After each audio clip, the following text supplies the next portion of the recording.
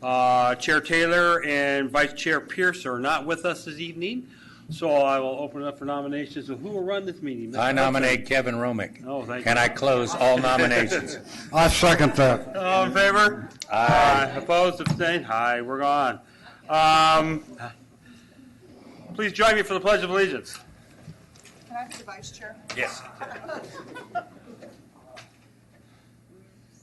I pledge allegiance To the flag of the United States of America and to the republic for which it stands, one nation, under God, indivisible, with liberty and justice for all. Okay, I nominate Karen Mitchoff for vice chair. Good. Tom seconds. I second. Aye. I second that. Okay, we're on. Okay, 1-1. In case you have to emergency. In case I have to leave.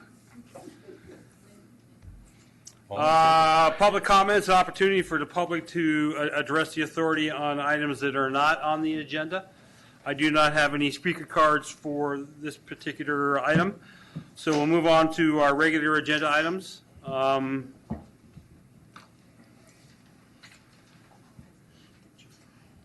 which is an initial discussion of the draft transportation expenditure plan.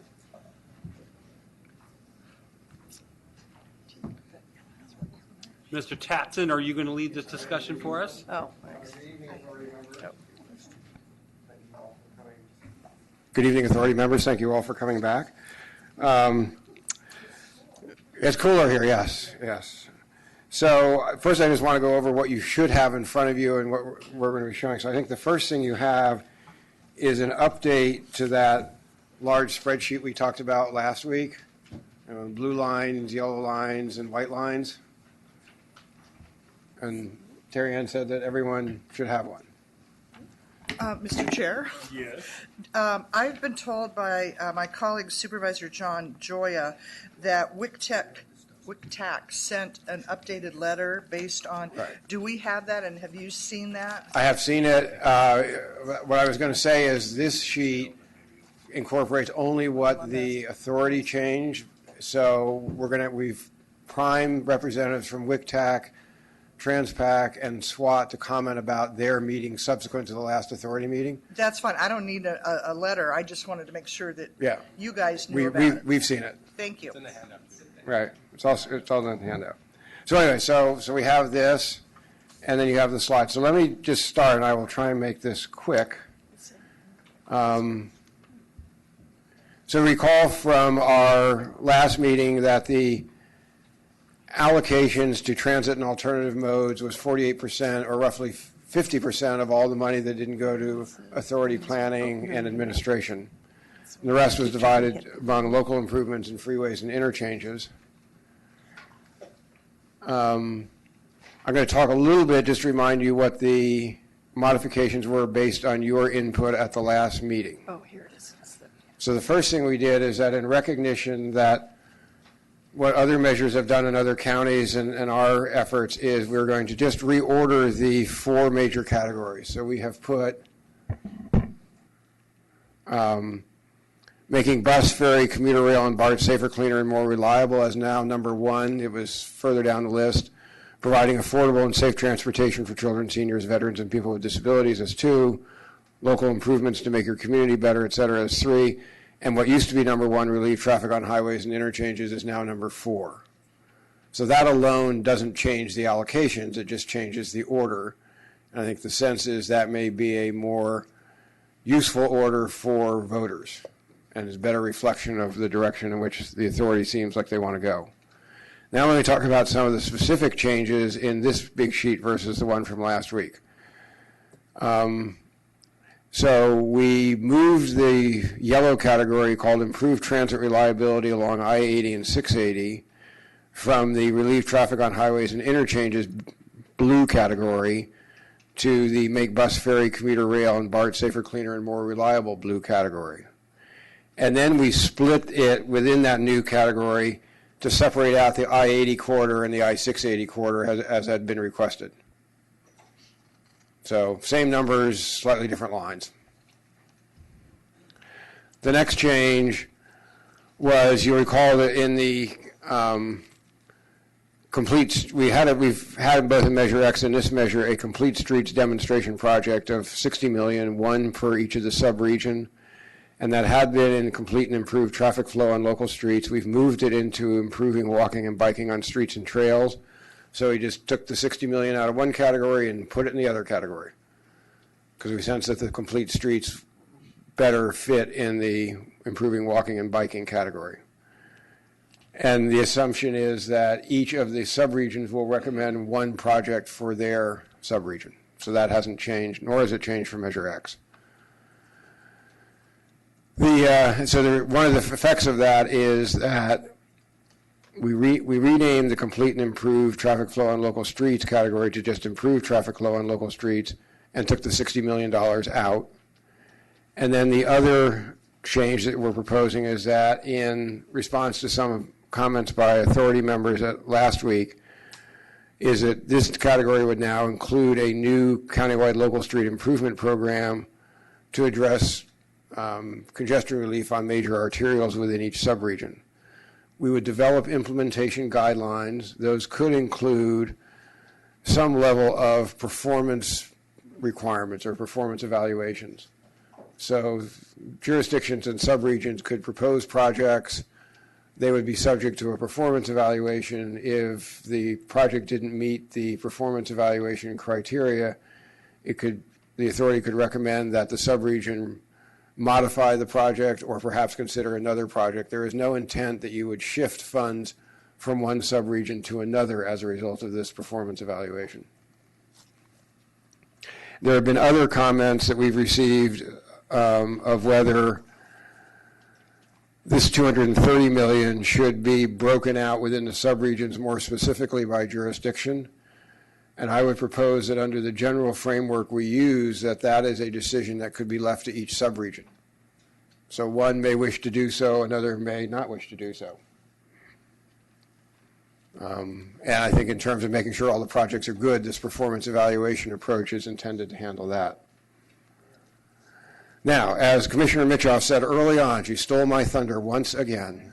That's okay. The good news is that the RTPCs have been meeting fast and furiously since we met, and they were discussing essentially the same data that you have in front of you.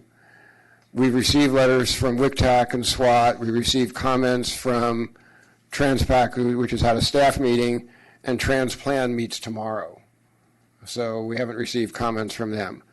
And fortunately, representatives from the first three are here tonight, and I would encourage the chair to call on them when I'm done, because they're more capable of telling you what they're proposing than I am. So just for a quick summary, and I'll get off the stage, so here are the same four big categories with planning and administration. This is in the new order. And then behind this is, for example, the first one, make bus, ferry, commuter rail, and BART safer, cleaner, and more reliable, is the amounts for essentially the yellow lines in your list, the major categories, in this case as was requested in descending order. I have all those detailed slides here, and if you want to talk about any of them, we can. Otherwise, we'll just move right on. Okay. So, and then, okay, so. Everybody knows is the truth. And then this is the second major category, affordable transportation for seniors, veterans, and people with disabilities, as well as safe transportation for youth and students. Anyone wish to talk about these more now? Okay, category 3 is local improvements. Same question about whether there's a request for any further discussion. I know that some of the RTPCs will tell you that they are, I think some were satisfied with the proposal for 12% and 18% that we talked about last week for return to source. Some others were not. And there's no requirement that it need be the same in every region. If you recall in Measure X, there was a flat 23%, but I think it was TransPAC added a few percent more that effectively was return to source dollars. So you could approve an expenditure plan that has some variation and still balance geographically. And then the final category was relieve traffic on highways and interchanges. Again, here we've broken out the transit improvements on 680 and 80. Actually, we moved those into transit, and they're in declining order. So any questions here? Okay. And then the last one is simply planning and administration, which is the same as before. You will hear tonight some suggestions that those could be reduced, and so we appreciate your feedback on that. And with that, I'm done with this part and suggest you ask the representatives from. I have a speaker card, so I'd like to call up Ryan Lau.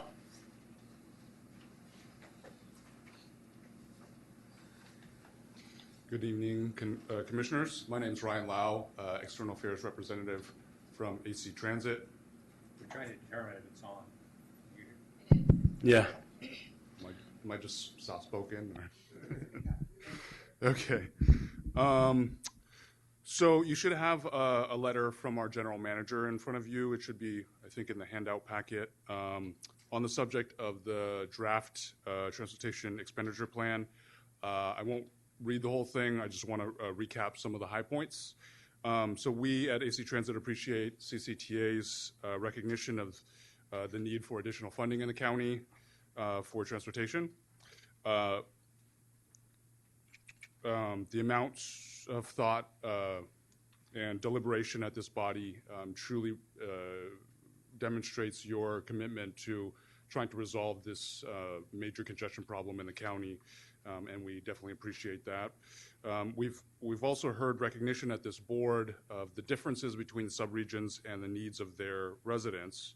And AC Transit has been working closely with our regional transportation planning committee, WICTAC, to identify the unique needs of West County residents. As such, we strongly urge the CCTA board to support WICTAC's funding allocations as recommended by the board in its June 7th meeting. Specifically, its recommended allocation of 25% of West County's funds toward the increase bus service and reliability in West Contra Costa County category.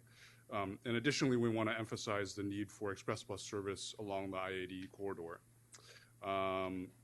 Additionally, there's a attachment on the back, but it's on the next item. I'll let you read that at your leisure. It's about the transit policy that we'll talk about later. Thank you. Thank you. And before we open up for discussion, I understand we have, do we have all four RTP? Three of them? I'm not sure Transplant has a. We have our rep Okay. from Transplant, so we have. Their meeting Even though we haven't had our meeting yet, I'm Right. not sure if he'd like to comment, but the other three, I'm not familiar with who you are. Probably if by sight I am. Okay. Come on up. Well, why don't we start with WICTAC? Yeah. Okay. Because they actually have the most complete proposal. Okay. If they increased to 25, what was it before? Right. I'm not finding it. Right. Right. You have a great chart, I just can't find it. Good evening. My name's Leah Greenblatt, and I am the project manager at WICTAC. And normally it would be our WICTAC chair, Chris Kelly, or our executive director, John Nemeth, but they're unable to be here, so I am speaking on their behalf and representing WICTAC. First off, we want to thank you for all of your work on the TEP. Both the board and staff have done a lot in a short time, and it looks like we're off to a really good start. The WICTAC board has discussed the TEP at 3 meetings, including 2 special meetings, and we will be continuing to have special meetings to correspond with your special meetings. So WICTAC, as was pointed out, submitted a letter this morning that provides much more detail than what I'm going to go into right now. I'm just going to give you some of the highlights. So basically, the TEP structure is fine. The bones are there with the categories and the category names. The WCTAC board did recommend consolidating the two BART categories. One, because there was a concern that there was a lack of West County projects that fall within the eBART and parking category. And it's our understanding that, or my understanding that Mr. Nemeth and Mr. Tatton spoke this morning. There's some strategy behind possibly maintaining those two categories distinctly, but there may be an opportunity to shift the funding within West County so that it emphasizes one program category more than the other. And then lastly, regarding the BART categories, the WCTAC board expressed an interest in continuing its work planning for a possible extension of the West County line going from Richmond. The other item that's very important to WCTAC is the category Improved Transit Reliability on I-80. Express bus service is extremely important priority for West County, and WCTAC wants that category to be about the direct implementation of express bus service, including the associated capital improvements. So like Innovate 680, one of the things that we want to look at on a portion of I-80 is bus on shoulders, for example. WCTAC desires to have the same funding level that was in that express bus category, but we're recommending that the other projects be addressed in the increased bus service category. For example, the earlier proposal had San Pablo Avenue, shared mobility hubs, connections between major transit hubs, also in that express bus category, and we'd like to see that shifted. And along with that shifting of projects to that increased bus services, we'd like to recommend that additional funding go into increased bus service category. WCTAC board sought more funding also for the ped bike category when it was reviewing the earlier version of the TEP, but now with this the latest proposal, we thought that the funding seemed to be comparable to what the WCTAC recommendation was. There were 4 categories that were identified as categories that could be adjusted or lowered. One had to do with the youth, because WCTAC may not need $40 million to extend the bus pass program to the middle schools. So that's one spot where we thought there could be some adjustment. Also in the technology category, we thought that could be lowered because really it should be integrated into all modes and all projects and all program categories rather than be thought of as standalone. And then in the major streets category, in West County, there aren't a lot of large projects. We have a few, but maybe not as many as other areas. And that was an area where we thought resources could be shifted. And lastly, the WCTAC board was not clear why the planning and administration needs were so much higher than in Measure X. So to date, we haven't received much feedback on policies or details in terms of eligibility and within these categories, but we anticipate that as this process develops further, we'll be able to provide you more feedback on that. And again, I thank you for your Herculean efforts, and I'd be happy to answer any questions. I'm not going to put you on the spot. Mr. Tatson, you understand everything in their letter, and you will be working with WCTAC and everybody to see how this can all work out. The question again I have is from the gentleman from AC that said they want to increase bus service to 25%. Is that set off by their taking it away from another category? Tim's shaking his head yes. Okay. So you guys are going to work on it and probably can get it done. The proposal in our letter, everything balances out at the. That's what the we love to bottom. hear. Okay. Thank you. I would give WICTAC credit for every time they added a dollar or something somewhere, they took a dollar out of something else. And so I think this expresses their preferences. And Mr. Namath and I did talk a little bit today. I think that there probably is an opportunity to move some of the 22 million that's in BART parking into the cleaner and safer BART category. That's their choice. You could leave some money in access for the study that Ms. Greenblatt referenced regarding Hercules. And I think the only other area we may go back to them on is reducing the transportation planning and administration down by half. We may come up with something in the middle and try and get it implemented countywide, but that's it's a couple $1 million at most. Oh, yes. No, I figured, but I did not realize that the proposal, according to you, or your RTPC is double what it was last time? So in Measure X, Measure J, administration gets 1%, and I don't remember exactly what transportation gets, 3%. And in Measure X, in an effort to get everything in, and as we went from 25 to 30 years, we said, well, let's cut those by half. I see, okay. It's not clear we did all the analysis that should have been done to do that, and so they went back to 1 and 3 in the draft that was sent out. We're getting some comments back that maybe it ought to be a lower amount. So maybe what we'll come back with is something like 0.75% for admin and 2% for planning. Well, and whatever you all land on and we all agree to, when the measure goes out, it will have that explanation as did the last time. So I appreciate WICTAC's members being concerned that it might raise a red flag. Right. But since we've always been able to stay under the percentage and you explain it, I mean, either people are going to say, okay, I agree with that or not, but as long as the information is there. So thank you for that explanation. Thank you. Why don't we hear from SWAT next?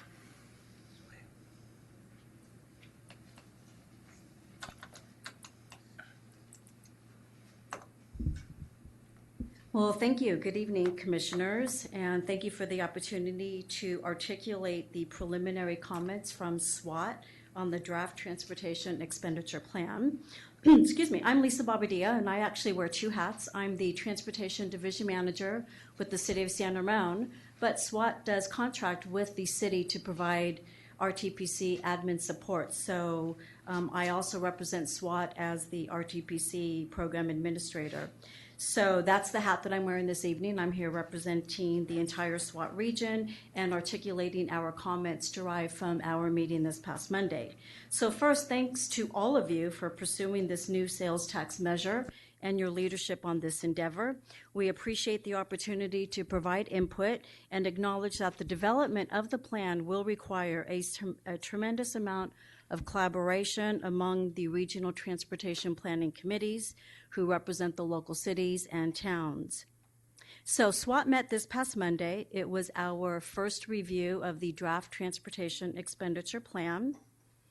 It is our desire at SWAT to, over the course of the next few months throughout this process, to provide input and feedback to our representatives, Councilmember or Commissioner Hudson and Commissioner Geringer. And so when they are here at the authority, they're representing the input and feedback from the SWAT region.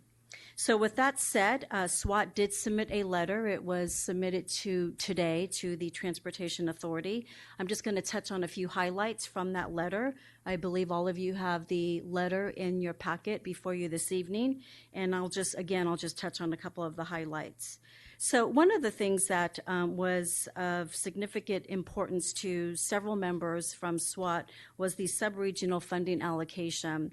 So SWAT's initial review of the draft expenditure plan indicates that approximately $245 million, there's an increase in $245 million to projects and programs outside of the SWAT region.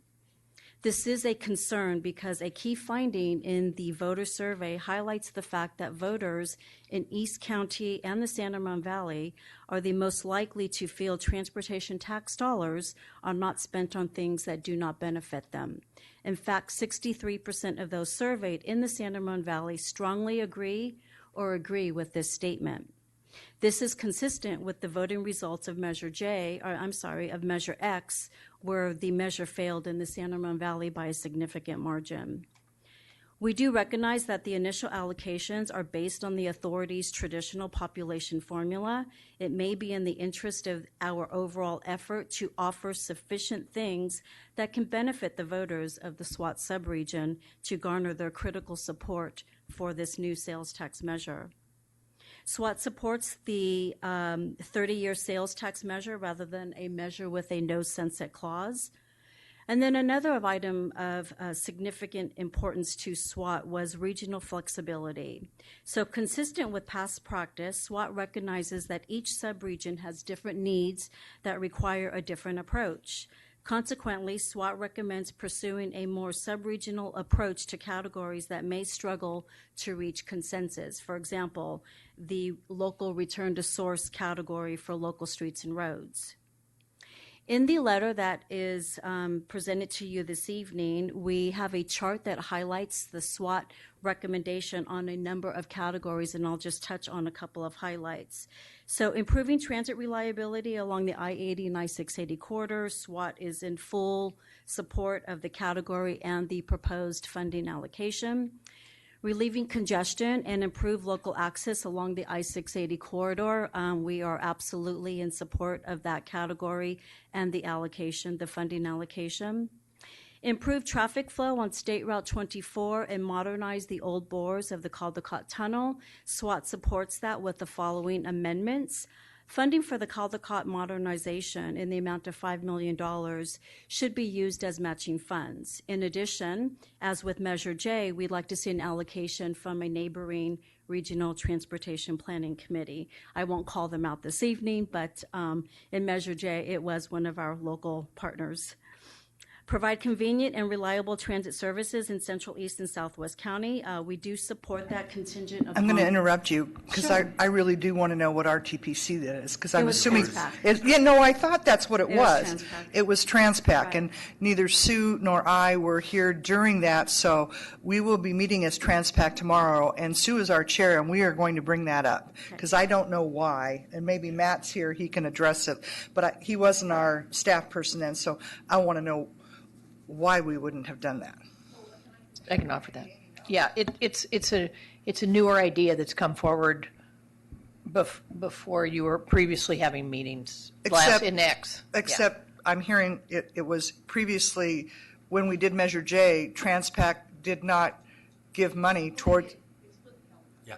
Well, but you're saying we didn't. No, I'm saying in this new proposal, there is no funding from Transpac for the modernization of the Caldecott Tunnel. Okay, thank you. In Measure J, it was split. I'm sorry, I misunderstood. Yes. So in Measure J it was, but in this one, somebody, and we haven't even talked about it, so I don't know how there were, but we'll It's a we'll newer address this. concept, so nobody's talked, I don't think SWAT's talked about it. No, I appreciate it. Transpac, yeah. Sorry to jump in, but just to And clarify. if I could jump in, the allocation of $5 million was a staff recommendation, and so if we think that's an estimate for the cost, if Transpac wanted to step up and do some of that because their residents use the tunnel heavily, just as the SWAT residents do, that would be great. That would solve this issue. Again, this is based on the draft expenditure plan that was released last week.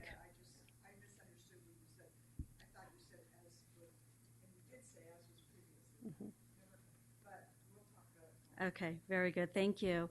So the next category, cleaner, safer BART and additional trains for eBART, parking and access improvements to BART. We did not come to consensus at SWAT. This item is still, we will still talk about this. We do have a meeting tentatively scheduled for sometime next week, and we will discuss this in further detail. But there is agreement from SWAT, though, that funding for parking and access improvements to BART should only be used for access and construction of off-site satellite parking facilities within the SWAT region. Safe transportation for youth and students. SWAT does support this category. In fact, both the La Miranda School Bus Program and the San Ramon Valley Traffics Program have demonstrated year after year success with reducing traffic congestion on local arterials, and we use funding from this category, so we wholeheartedly support the category and the allocation. The Affordable Transportation for Seniors, Veterans, and People with Disabilities, SWAT supports the category and the allocation. Fix and modernize local roads. SWAT does support the category. However, this is an area where we do believe having some sub-regional flexibility will be a benefit to SWAT. SWAT members did express support for a range of anywhere from 18 to 24%, which is consistent with Measure X. And it was recommended that this category would benefit from, again, a sub-regional flexibility that would allow SWAT to allocate 24% with a reduction in another line item in the expenditure plan, and that is yet to be determined. So complete and improve traffic flow on local streets. Previously, this was the major streets category. SWAT supports the category and allocation with amendments similar to the return to source formula approach that would demonstrate to the voters that money is coming back to the local cities and towns. Improve walking and biking on streets and trails. SWAT demonstrated potential support for this project, for this program and allocation. However, we would like to ask further discussions with East Bay Regional Park District about the $30 million off-the-top allocation. Seamless connected transportation options and reduce emissions. Potential support for this concept, but we did not take an official position. We want to discuss this program category in further detail and perhaps with additional information from authority staff. Regional transportation priorities, we support the category and the allocation. And then the last two categories, I think it's one of the categories, particularly administration, is consistent with what we heard from WCTAC thus far. Administration, we support the category. However, SWAT is asking for a rationale for the 50% of funding allocation, particularly given that Measure J will continue to provide funding for admin until 2034. Again, in the transportation planning, facilities, and services category, also we notice that there is an increase in program funding, and we are seeking clarification from the authority staff on that program allocation. So with that, that summarizes our preliminary review of the draft TEP. As I mentioned earlier, SWAT will meet again sometime next week, and then we will continue to meet until we provide all of the information that is needed for the authority members to make a final determination for a countywide expenditure plan. Thank you. Questions, Dave? Yeah, I think now I don't have to read that thing now that Lisa's done it. I don't have a question. I just a statement on the last two, the transportation planning and the admin. We'll hold back on that until you've done all the work, then we'll cut your salary. There were a couple things that came up at the meeting that weren't brought up, that aren't in here, that I think sooner than later this board's going to have to discuss. And I'll give you what I thought were the answers. Teresa and Amy can chime in. One, I'm not sure the city managers are buying into 15%. I know my two in Danville and San Ramon aren't, and they made about an hour and a half presentation back and forth on how that needs to be increased, and that's what Lisa just went over on the top of page 3. I don't know if 24 is the answer, but I'm just looking at dollars. And so I asked the questions. Let's be sure that our percentage of the RTPC at SWAT is 18.85 before we go fighting for money. If we're 19.25, we don't have to worry about it. If we're 18.5, then we're really in trouble. There is a consistent theme coming out of, and I'll just put it primarily on Danville. Amy, correct me if I'm wrong, that they would like to see more of how the money's allocated by formula with the population and the road mile. We heard that pretty consistently at the SWAT meeting. Something to think about. The last one, I broached the subject of no term limits. That went over. and it's gone, and that's an issue. But I do think we need to bring it back. I'm looking at this, and I'm reading the same things Kevin and I discussed earlier, that if not, is 30 truly the answer? So I think in the RTPCs, we're going to have to look at it some more. But if we can't get Danville and San Ramon on board, folks, I've seen the maps. We're the ones that have the biggest climb to get out of this mess that is a no vote on Measure X. So I was looking at the only one thing in particular that stood out. Lisa brought it up earlier, the cleaner, safer BART. One of the things that sticks in my mind at the focus group when they were asked about cleaner, safer BART, they all want it. Nobody believed you were going to get it. And the problem in a nutshell is there's still people sleeping on the thing. I had one, the whole chair was gone. They don't believe no matter how much money you throw at it, BART's going to do it. So, I mean, I would be looking at that category if my city managers want to hold firm on a higher number of where to start looking for some dollars. And that's going to be the first one I look at. I don't think with all 19, because I think Lafayette and Orinda could use it. But somehow, some way, we've got to get more money into the return to source, and these city managers have got to sell programs or some projects in our city, or I don't know where we're going to get the votes. Well, not to Lisa. Dave, to what you're saying, I want to make, since I didn't understand a previous thing, and the concept of a sunset, SWAT supports that. They don't like not having a sunset, and we've heard that. So the question I have to Lindsay, wherever she may be, there she is this something that we're going to, because, you know, as I said last week, we're all going to be dead in 30 years, most of us, maybe not. But we're asking people who it really isn't going to impact in 30 years, and I want to make sure that we're asking the younger, are we going to get some definitive information on that issue around the county, or is that boat sailed?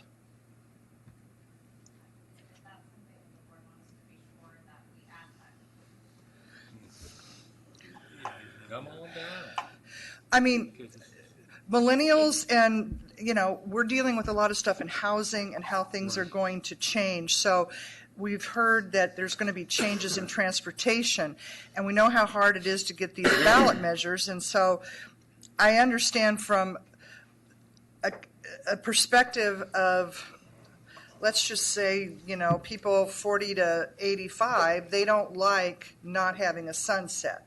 But I'm not sure 25 to 40, 45 feels that way. And this measure is for them, really. I mean, when we think about it down the road. So maybe you can come back or talk with staff about how we dig deeper to get that answer. Because I understand what SWAT is saying, but I think we need to understand that particular dynamic going forward. Because if more young people are saying, we don't care, we just want improvements and we think things are going to change for the better, and this is what it is, they may care. I just don't want to make an assumption. Could we hold this discussion off till 1-3? I'm sorry. That's okay. I mean, 1-3 is dealing with 30 or 35 or 40, so we'll hold that discussion off until we do that You can part. think about the answer for Okay, back. And actually, if I could just make a comment. So Sure. I appreciate the letter from SWAT, which we received this afternoon.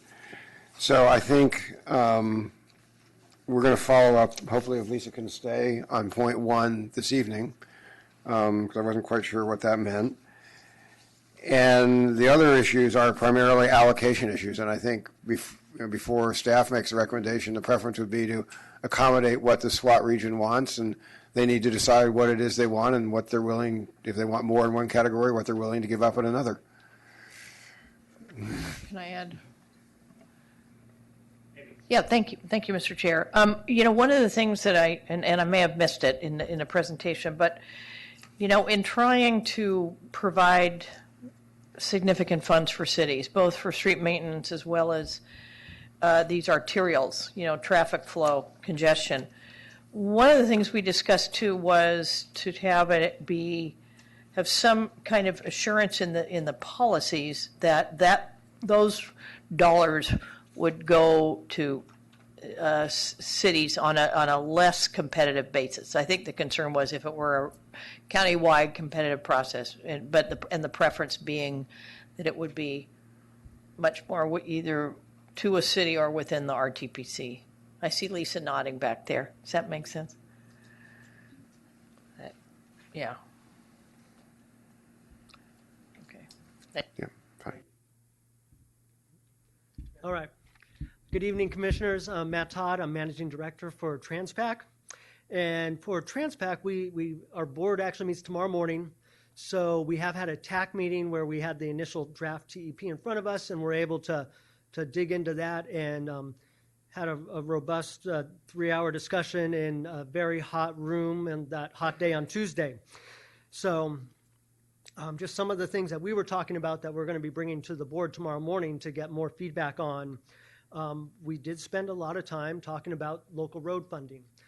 Similar to what you heard from the prior two RTPCs, we were approaching this from a view of that each RTPC may have ability to customize our part of the pot, and it might be a little different than SWAT or WCTAC or Transplan. For the local road funding that we were looking at, even with the SB1 funding in place, that over the next 10 years, we're still looking at a $1.1 billion shortfall in the maintenance backlog. So with that, I know there's 15% in the current initial draft. And really what we were looking for is we were talking about options, and within our Transpac area, if we can make some adjustments to get that higher up into the 23% range. Another aspect of the local road category is there was one proposal I understand is that we might step the local road funds. Maybe there's a less upfront and more in the last 15 years. And that was something we talked about, in that we would prefer to see, or at least the TAC would prefer to see, a straight line across all 30 years. The reason for that is that for local roads, it's a lot more cost effective to fix your roads when they're still in a decent condition. And if we're backloading that money, we're saving that money for a later time when the roads maybe are in worse condition, and we're going to be paying more to get the roads back up to a similar condition. And then for local roads, I'm going to bring it, there's also the other category called traffic flow and local streets, which I think in Measure X or Measure A, that was the major arterials category. So in Central County, we think of these traffic flow and local streets. These are our major arterials. This is the Ignacio Valley, the Treats, the monuments. They're carrying really high volume of trips, regional trips that aren't just Transpac trips. So we recognize that there's operational improvements we'd like to see on those, and more efficiencies we'd like to see on those routes.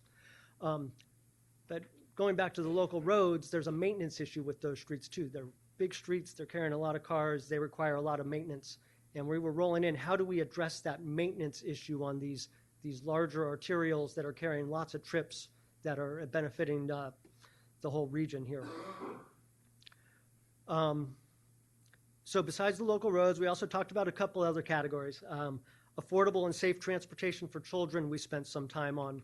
So this is actually kind of mixed into the same area in your sheet as with the senior, disabled, and veterans category.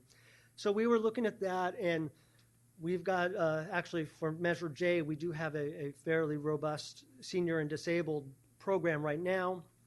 And we were looking at that mix. Is it the right mix between those two? One of the things we've been talking about in Transpac over the last year or two is student transportation. Is this a chance to start something like a pilot student pass program? And if we look at those together, we might have some mix and match, or have a little different mix than maybe another part of the county. For the student pass, or for student transportation, we were also talking about there may be physical improvements that could use these funds. Right now, we've got a lot of local congestion, as does everyone, on dropping off at school, picking up at school. So there could be physical improvements that could improve those areas. When you get into the older students, sometimes you'll get this situation where there's like a satellite drop-off area, and maybe they're walking in the last 5 or 10 minutes, and those are call for some safe routes to school type how to get from those satellite drop-off areas to the school, and maybe that makes the congestion around the school an improved situation. For the Complete Streets demonstration projects, we actually talked about, we saw the 16 million, give or take, for our area, and it rolls up to 60 million for the whole county. And it moved on the sheet, the last iteration, since the last iteration. We were also talking about, is it one big project, or is it 2 or 3 medium-sized projects? And we wanted to open that up and talk about, is there some flexibility in there? Is it just one project, or can we spread that around a little? And then I'm going to say, in general, I think through all our conversation, as we're talking about here and at the CCTA board and at all the other RTPCs, is we talk about each of these programs and the need for it and how it's going to relieve congestion, and what is that sweet spot? We know we can't fund everything with these buckets of money in the TEP. We're trying to fund enough so we can get that project, leverage some other funds, build these projects that are going to help us. And so I think we're looking at all of these pots, whether it's a freeway corridor or a major arterial or one of the programs or the local roads, is where's that sweet spot where we can get enough money for the specific project and leverage the other funds and get a good benefit out of this. And I think that's the challenge of the TEP exercise.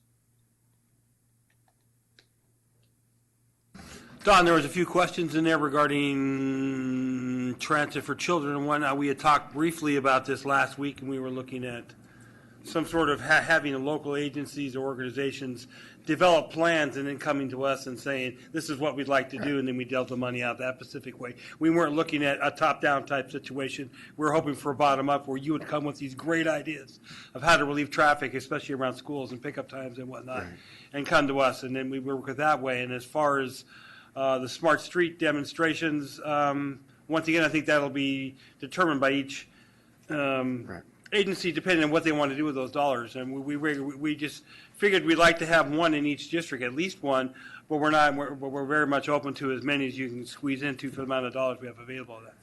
Don? And I would agree with that. And for example, when I talked to John Namath this morning, the proposal in West County for transportation for school children is to add the middle schools to the existing high school program.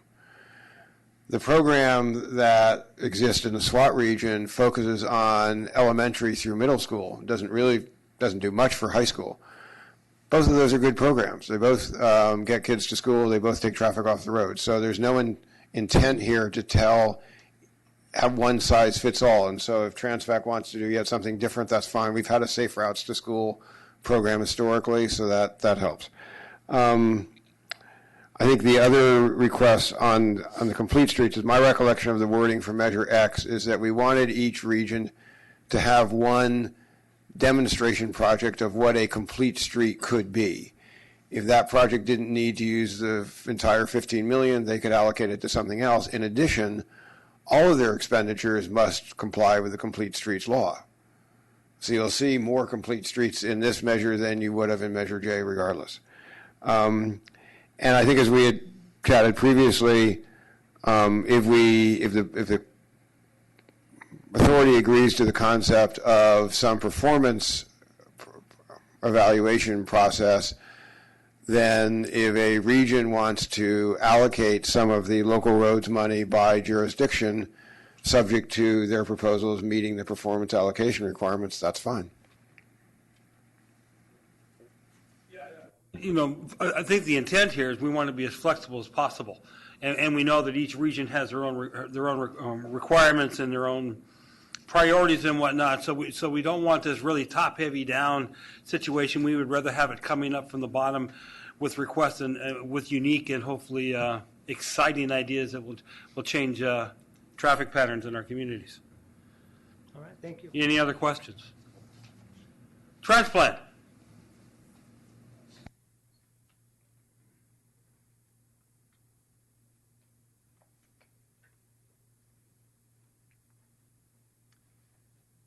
Good evening, board members. I'm Jamar Stamps, staff to Transplant and also senior planner at Contra Costa County.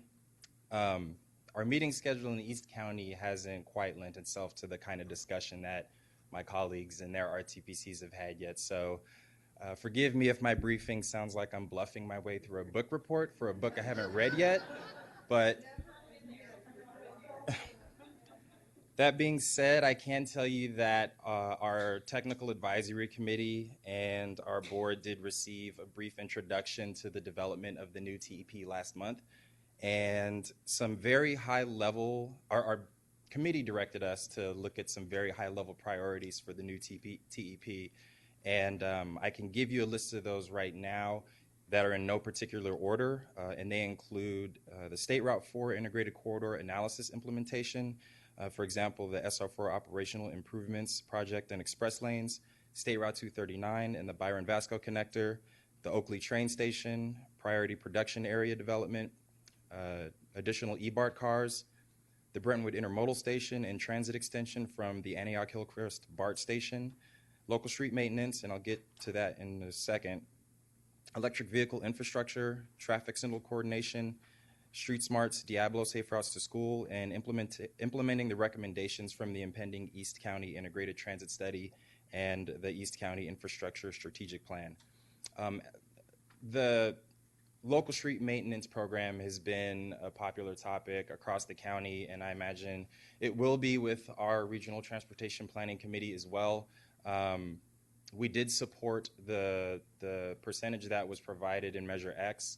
I am in no position right now to say if whether or not our committee is in support of the same amount or the amount that's been presented in the information that's in your board packet tonight. So we'll have that discussion tomorrow and report back with a more comprehensive overview of that. As I mentioned, our meeting schedule is getting a little bit more rapid now, so tomorrow night our committee will meet.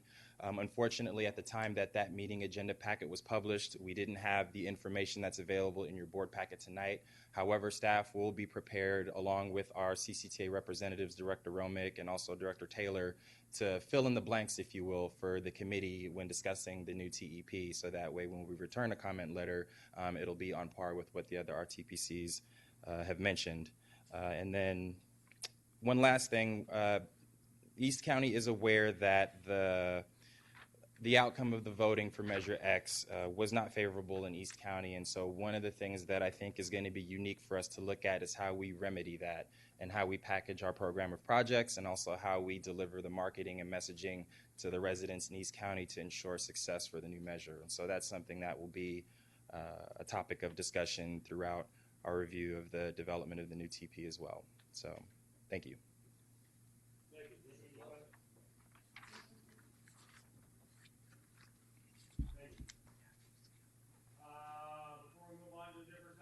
Agenda, is there any discussions on, any further discussions on what's on our TEP right now on the list, or anything to add?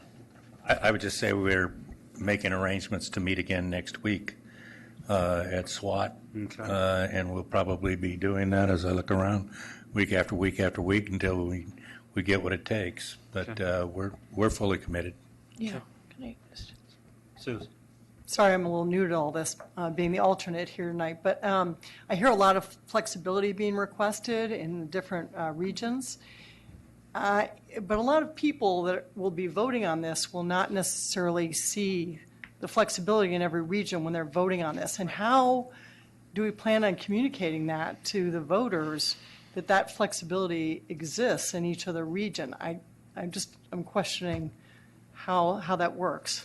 That's our last agenda item tonight, isn't that? Wouldn't that be correct? Yeah, basically. All right, well, you'll I'll see. save that question for later. Okay, so basically, you have this on your Okay. desk, and this is kind of what will be our first take of how we campaign and get the word out.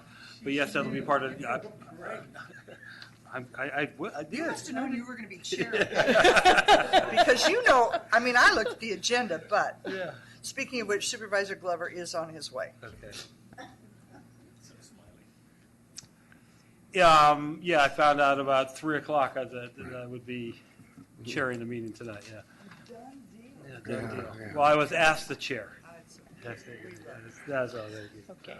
Appreciate it. If there's no other comments, then we'll move on to, sorry, Amy. Thank you. And again, this may roll over to the next item, but I just wanted to clarify one of the things that came up in the SWAT region when we looked at the expenditure plan, there was, as I think Lisa mentioned, $245 million that was, in categories that didn't have any squat piece of it. And I guess I think it's the WICTAC comments that brought me to start thinking about this, that, for example, in EBART, we have investments, really important investments in EBART. So that's the category. And it's like East County is the only one. And now we're hearing from other areas saying, well, no, we'd like to look at extensions too. So I guess my question is, I'm wondering if it might be helpful to have a look not only up and down, but across the top. And for example, if sub-regions want to go into a category, my assumption is that they would bring money into that category. That you wouldn't take for example, in the EBART extension, you wouldn't take the $100 million from East County and start dividing up into other sub-regions. So I think it might be helpful to look at those categories again and make sure that we're truly, kind of reflecting some kind of cross, regional equity, just in terms of, the categories, if that's there, and making sure, again, you want to keep these investments whole. Don't want to start taking the EBART investment and dividing it up. That's the intent would be to look across the line. So, Okay. If I can. again, with Yeah. great thanks to the juggling that's gone on to get this far. Yeah, I'm glad you brought that up, because I was reminded, and I forgot to bring it up, that this Caldecott modernization, when I first looked at it, I'm going, what the heck is it? And then I remembered that study group we were on, Right. and how important, when you see the percentages of San Ramon and Danville that were Right. going through there, you realize that that might have been the tipping point for us, even though it Yeah. wasn't in San Ramon and Danville, because so many people commute through there. So I can still remember the last flyer I actually put out was a picture of Caldecott Tunnel opening. It's too bad you couldn't have the opening for the modernization. It might help, but exactly what you're saying, a lot of these things that go across regional lines may help. I don't know how we can pitch 684 as help, but definitely the Caldecott Tunnel resonates in our area. Sure. Just to clarify, too, on the Caldecott, the number is based on the assumption that this would be a match for the statewide SHOP funds. So in no way would it pay for the cost of it. And we've been in conversations with the Caltrans District 4 director, and they're very, supportive and recognize that this is an important project. So that's what that number would presumably fund. Great. So we're off to 1.2. We're looking for some comments on a policy statement. Okay. And we have, Well, there's a few things before that. Okay. So one is, well, I appreciate all the comments. I think we can accommodate most of them. As I recall, 239 actually is not mentioned in the expenditure plan, so that would require action by Transplant to ask us to put it in. And I think, as all of you know, that will result in a certain amount of opposition. we will have that discussion Right. tomorrow night. Right. And You take care of I will advocate that 239 does not make it on. It has not made it as yet. part of the description. Right. The other thing I would ask all of you to think about as you go back to your RTPC meetings is that hopefully in the final review that you do is from the basis of why is this expenditure plan the one that is most likely to get more than 2/3 of the voters to support it? And if you can't answer that question affirmatively, perhaps it's not the right expenditure plan to send back to the authority. Now, moving on, I know the policies are the next thing, but we have an item in correspondence, which is a letter from the General Counsel regarding some questions that we asked, and so I think she's prepared to just summarize that, because I think it may relate to some of the policies, particularly the one related to the urban limit line.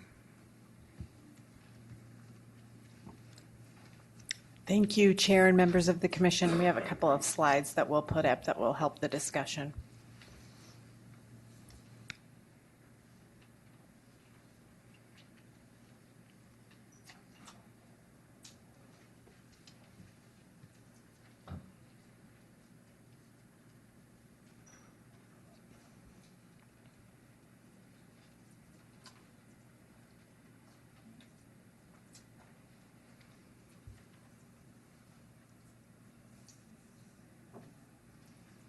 So there are a couple questions that have come up recently that we thought we'd bring up, and there's a detailed memo in your packet as well. But I'll give you a brief summary of the questions and the answers.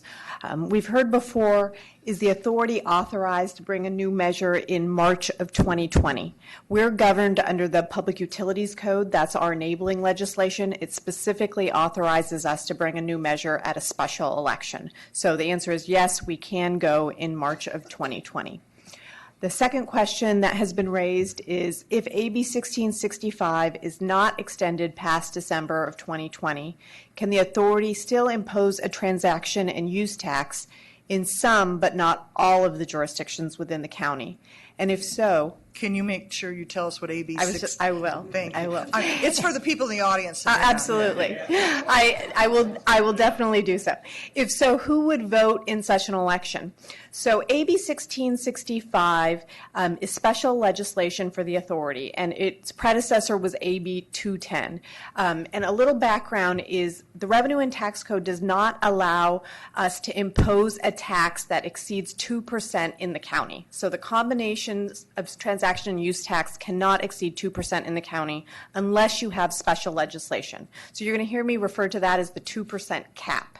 And so we do have special legislation. We have AB 1665, which was previously AB 210, and it allows the authority until December 31st of 2020 to exceed that 2% cap and authorize a half-cent sales transaction and use tax. So with that special legislation, we can do what is being proposed as part of the discussions. However, if for some reason we don't get an extension and you don't move forward with the new measure or the new measure does not succeed, the question is, could CCTA impose a tax, a transaction and use tax in some of the jurisdictions, but not all?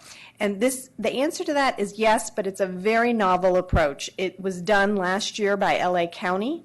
And so what would happen is the authority would impose a transaction and use tax in those jurisdictions that have not exceeded the 2% cap. It would not impose it in those jurisdictions that have hit the 2% cap. So it might apply to some but not all jurisdictions within the county, but everyone in the county would get to vote on it.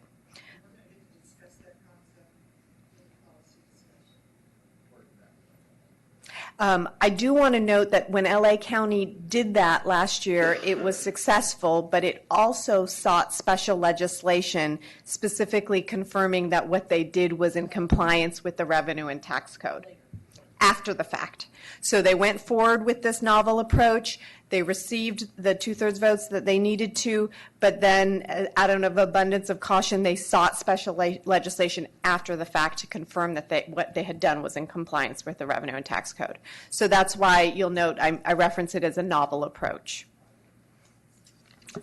Quick question. Absolutely. So if it passed in March and the December 31st, 2020 did not get extended, we'd be okay. So as long as it passes, you're okay on all the legislative. Right. Okay, So that's what I wanted to double check. The issue in this question is it doesn't pass. We don't get an extension on the December 31st, 2020 deadline. We actually have already have extended that time frame. I think it expired in 2018, and we did seek an extension to 2020. So this is kind of assuming certain things don't occur. So question number 3. If the new measure is not enacted, can the authority extend Measure J beyond the 2034 expiration date, even if some jurisdictions have exceeded that maximum tax rate? That's that 2% tax rate that we talked about. In theory, the answer is yes. We could extend Measure J beyond the 2034 expiration date because Measure J takes up 0.5% of the 2% cap. However, if there are certain jurisdictions that have exceeded the cap, I can just give you an example. El Cerrito has received special legislation, and so they have exceeded the cap legally. We would want to structure that as an extension of the sunset date in Measure J and not an imposition of an additional transaction and use tax. Yes, it would, to extend Measure J. it would require a vote. So we'd have to structure it carefully. There is no legal precedent for this option, but I will say that I think there are other jurisdictions down in Southern California that may be testing that in the near future. So we may have some precedent for it going forward. Question 4. What happens to certain programs after Measure J expires in 2034 if there is no new measure to continue those programs? For example, what happens to the urban limit line? If the urban limit line is still in place, are there penalties that still exist if return to source fundings end in 2034 with Measure J? So Measure J is supposed to expire in 2034. Let's presume it's not extended. The growth management program will no longer be in effect. The county has an urban limit line that expires in 2026. We presume that it will be extended at least through Measure J to 2034. It could be extended for a longer date. There are other local jurisdictions who adopted the county's urban limit line, and depending on how those jurisdictions adopted it, it could have the same sunset date of 2026, or it may not have a sunset date. Then there are some jurisdictions that adopted their own voter-approved urban limit line, and so those may still be in effect. So you could have jurisdictions that may still be in compliance with some of the growth management program elements, but there will be no obligation and or incentive to comply. Because right now, as you are aware, in Measure J, we have an 18% return to source funding and 5% TLC funds that go to those who are in compliance with the urban limit line. Furthermore, there was also a provision that said if a jurisdiction just submitted an application to LAFCO and it was beyond the urban limit line boundaries, they would be found out of compliance with our GMP. So that too would go away if Measure J expired. So those are some of the ramifications to that occurring. Question 5. If the new measure is enacted, we can get an advance on the slide, sorry. If the new measure is enacted, what happens to those jurisdictions that have exceeded their maximum tax rate or are close to doing so? So if the new measure passes and you're a jurisdiction, you're a city who's now at that 2% cap, what happens to your jurisdiction? Can you impose a transaction and use tax, or are you now at the cap and unable to do so? If you are at the 2% cap, you will not be able to exceed that cap unless you get special legislation. So that is a ramification if the new measure is enacted and your jurisdiction then becomes at the cap. If you come forward at the same time, so in theory, if you too go forward in March, then you could exceed the cap if it's at the exact same time as the new measure is enacted. Question 6.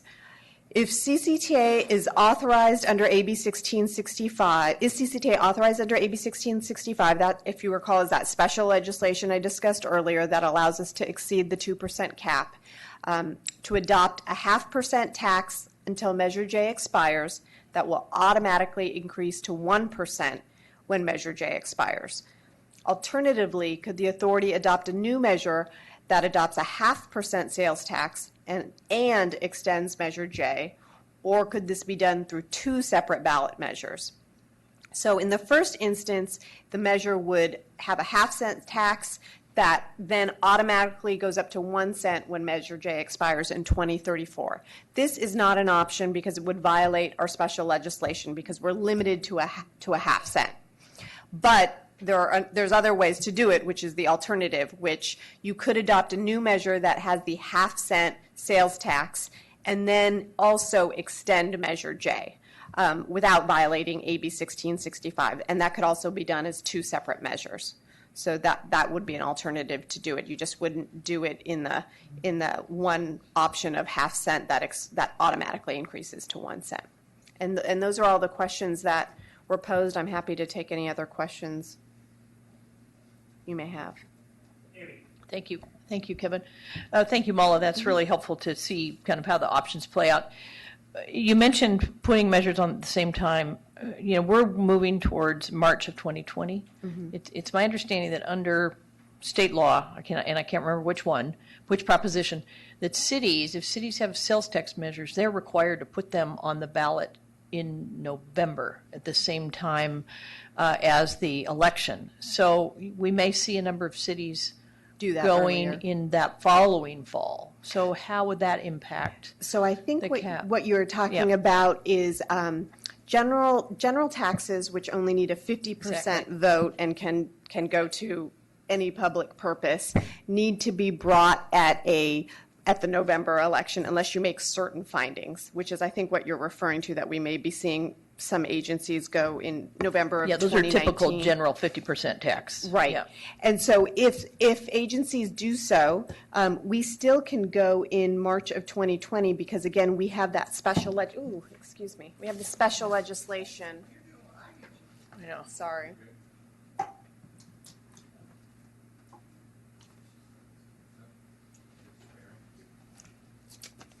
think Tim's getting something. I give you my jacket. No. I don't want to ruin the table. I don't Don't mind worry. my stuff. This Formica is very strong. Is it very strong? Okay, Yeah. then if it is, then I will It's continue. stain-free.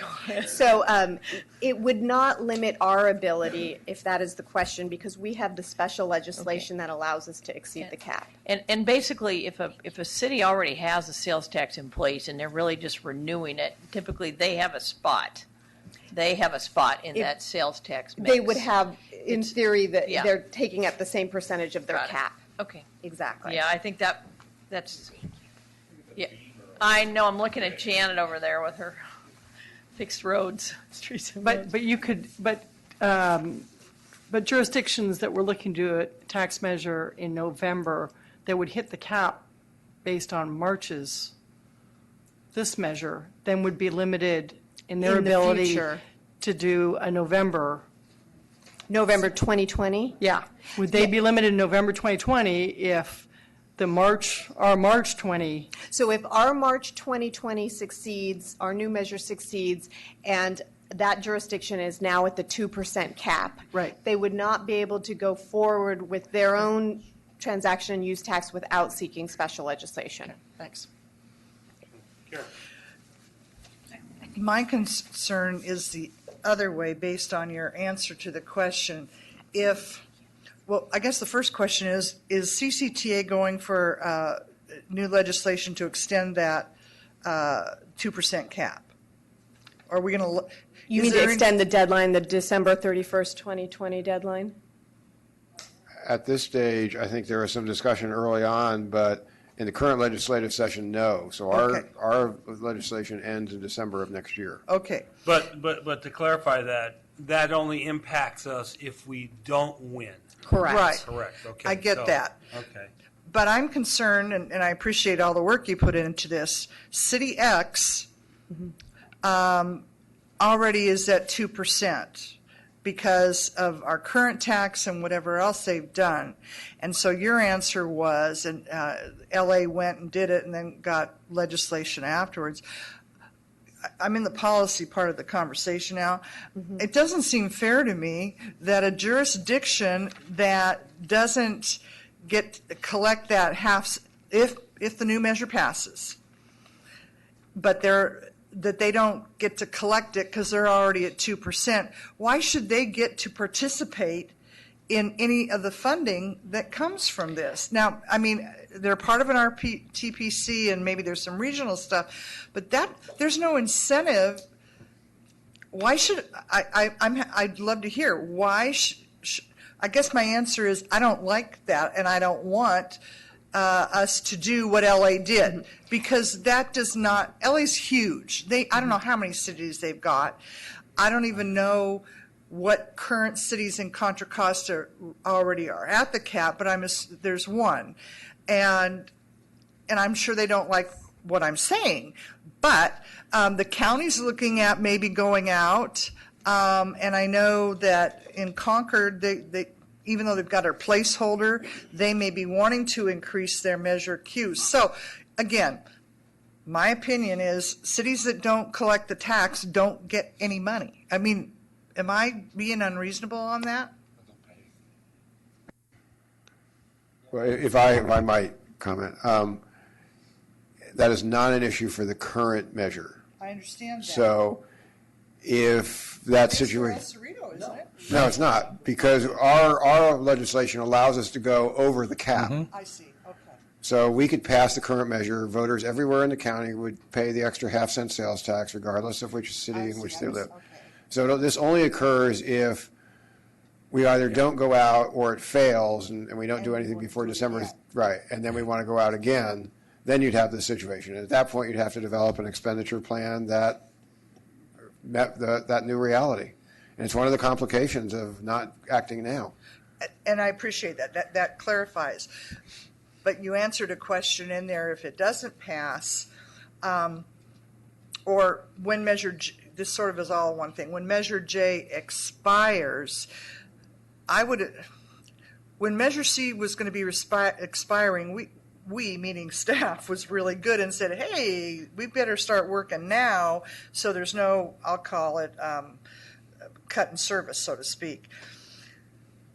So we haven't had the conversation about what we're going to do. When you say extend, does that mean, and that's why I asked the question about voting, would it still be Measure J and everything stays the same and we're just extending the time? Unlike when we had Measure C and then we changed it to Measure J, because I assume we did some new things or threw some new stuff in there. So I want to be real clear on what is meant by extension versus extension. You're shaking your head, yes. That means it would stay the same. We're just changing the time frame. We're changing the sunset date from 2034 to whatever. Right. But obviously, you know, the Caldecott Tunnel has been built. There are the fourth floor. So there's going to be a change. There's going to have to be a strategy developed about going out. And I'm just asking that question because if we just pass this and then within 10 years we're back out. But again, that's for that new young group that gets to handle that. We need a bicycle bore. I think Don ought to run for office. Yeah, if I can, there's one thing on policy just drives me up the wall, and there's got to be a way to change this. If you file for annexation over 30 acres, in my case, 25, I lose my return to source money. If it's 230 acres of open space, and I go to annex 230 acres of open space, I lose my return to source money. We've already tested this here. That is the way it is. That has to change. Open space, permanent open space, whether it's in the county or in the city, should not make a difference on your return to source transportation money. And it just so happens that area I'm talking about was the main reason I ran in the first place. And we were given it free, but we couldn't take it. Okay, that's something, that's part of the first policy we're talking about is growth management in ULL. David brought up his concerns regarding what's going on in San Ramon. It should be San Ramon. It should be in what should be San Ramon. Maybe it is something as staff you could work out something along that. I mean, why don't we go right in and jump right now? If we're through with questions on this, we'll jump into the growth management plan in ULL and have that discussion right now.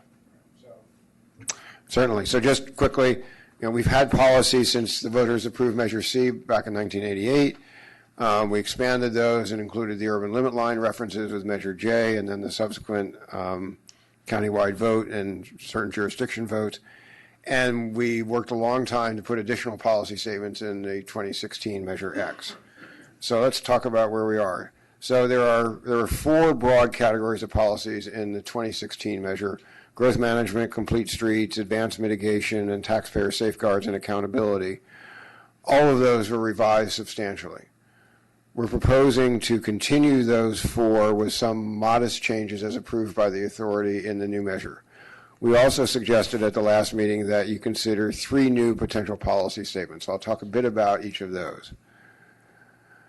The growth limit line, again, started in Measure C. We've heard a lot about the dates related to the approval of the county urban limit line, how it expires in 2026, and what happens if the new measure doesn't pass or if the county's urban limit line doesn't get extended, et cetera. So I won't review that. One of the questions Mala and I were talking about this afternoon was if a city relied on the county urban limit line and adopted it, and if for some reason the county urban limit line isn't extended in 2026, does the city still have an urban limit line? And it looks like that depends on the resolution that the city passed. If the city passed a resolution making the urban limit line permanent, it just happened to be the county urban limit line, then it would still be in effect. If the city says we adopt the county urban limit line as long as it remains in effect, then it's a different answer. So we're going to have to do some research. In 2016, we adopted, in response to public comment and discussion among the jurisdictions, a new element requiring jurisdictions to adopt several growth management policies relating hillsides, ridgelines, et cetera. We found from research that the process to amend the urban limit line varied from one jurisdiction to another, so we tried to bring cohesion to all jurisdictions. For example, adopting the county's finding, it requires a 4/5 vote by the council, adopting various findings, et cetera. And we said that you couldn't use the 30-acre process as a way to, expand 200 acres by having 7 of them, all next to each other. So all that remains in place. The next slide, I'm going to suggest that because we've received no feedback from any of the people who engaged with us in 2016, that you hear this and you not talk about it. I mean, obviously you can if you want, but we solicited feedback from some of the environmental organizations last week after our meeting. They are aware of what we're doing. They're watching. They have not, as of this afternoon, sent us any letters with comments. So you have nothing to respond to. So what this does is similar to what we said in the last week, is that some of the options are you could just sunset, the urban limit line may sunset. The county's review in 2016 indicated from their perspective that there was sufficient land inside the urban limit line to satisfy jobs and housing needs through 2036, which is 2 years after Measure J, but is not as long as this measure would be. And we talked about possible options for the 30-acre minor adjustments, because I assume at some point we'll receive comment. And without saying any preference, those include using the conditions that we put in the 2016 measure, allowing amendments of up to 30 acres to be approved by a subset of county voters, because this is particularly onerous for the county. You do a small amendment, you've got to get the entire county to vote on it when it doesn't affect people in most of the county. Another option is you change the maximum size for minor adjustments. And another one that was brought up this past week was you just sunset the date for the minor adjustment process when the current urban limit line expires in 2026. So you allow the current process to run for another 7 years. As you said, we can just not address it, Or you correct? cannot address it. I'm suggesting I vote is for not addressing not, it. is if you don't address it, we will just continue the 2016 text in the next version. So a question I have is whether any of these picky details are compelling issues for voters. I think all us policy wonks, want to get in there and tweak and so forth, but does the people who are actually voting for this, do they really care? They just want the traffic to go away. And so I think we ought to be careful about this. You know that the environmental community is very sensitive about it, and it's like why try to push the envelope out? So don't rock the boat. That's what I'm saying. Okay. Yes, one of the things that we're clear about is that, through the county, we have done a review. In 2016, we said that the land needed for development was inside of the urban limit line as it exists today. To go back out And to even start to tweak this opens up a can of worms a fight that I don't think we want to be involved in. There's a 5-year review that will take place by the Board of Supervisors and an analysis that goes forward every 5 years. I don't think we want to get involved in a battle with the urban limit line. As you know, there was a point of contention at the last meeting, at the last measure, and we were fortunate enough to overcome that. I just don't think we want this fight.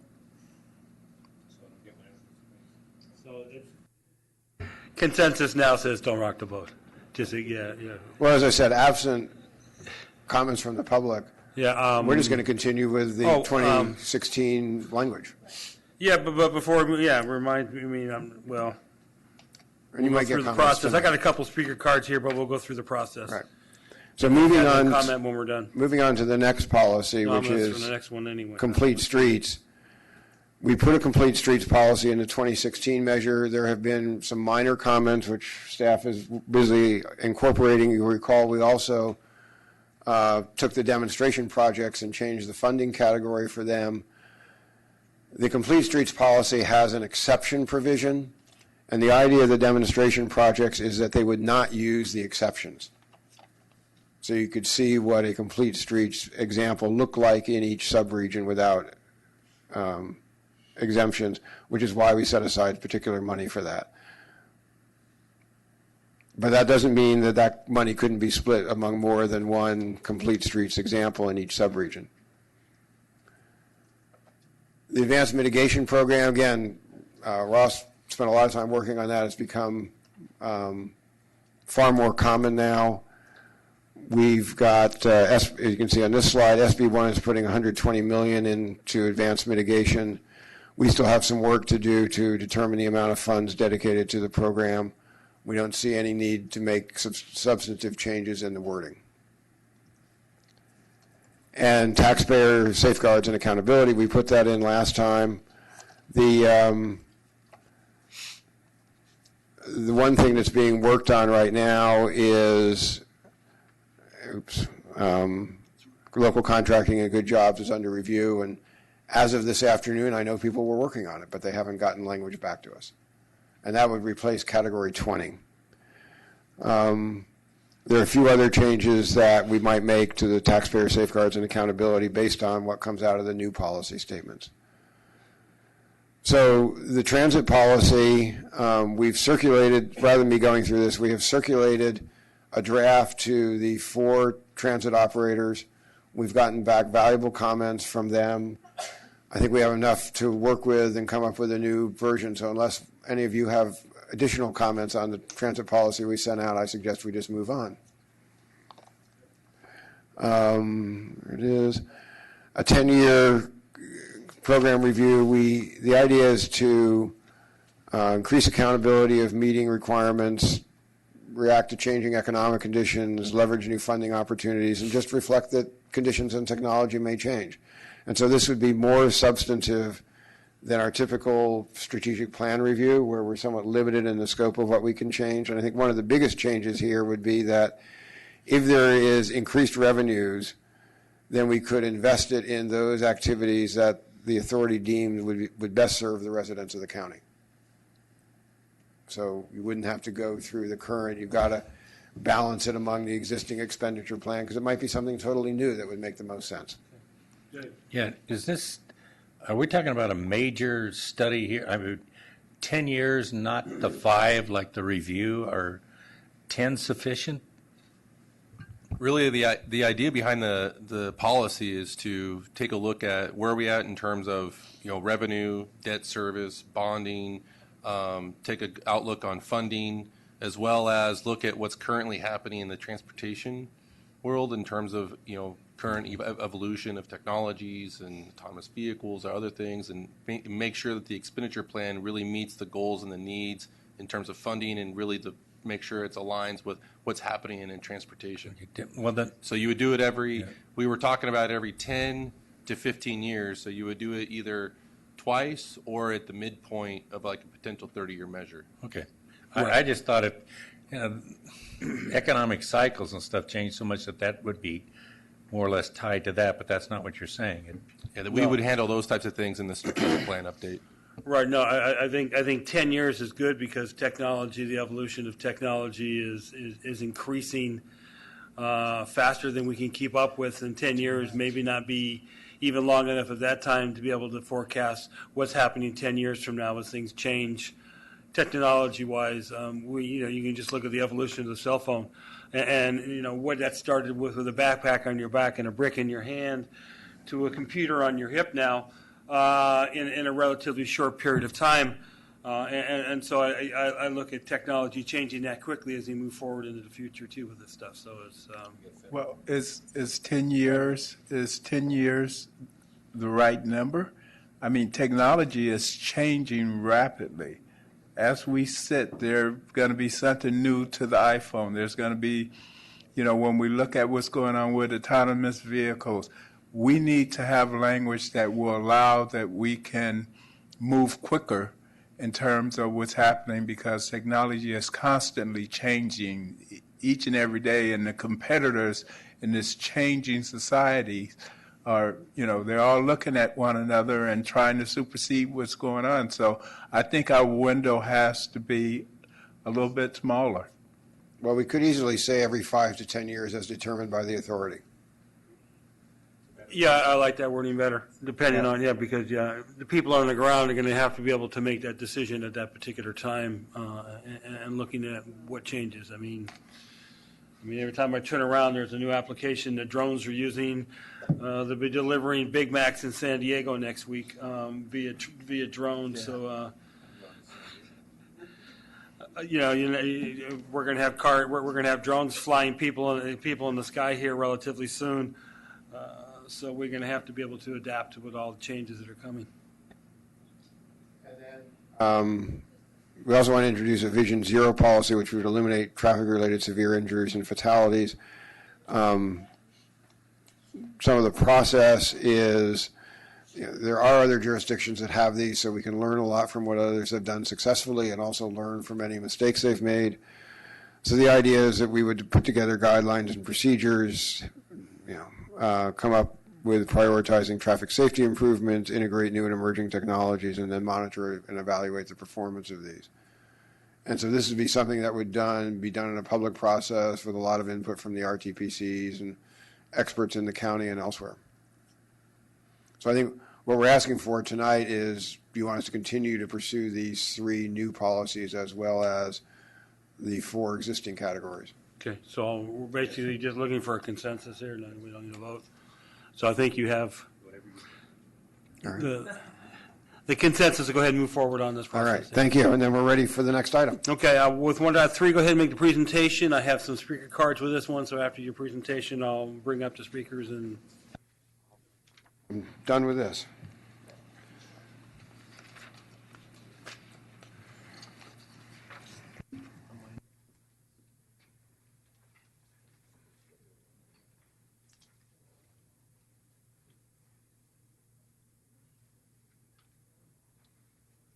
Did you have speakers on 1.2? No, I didn't bring it.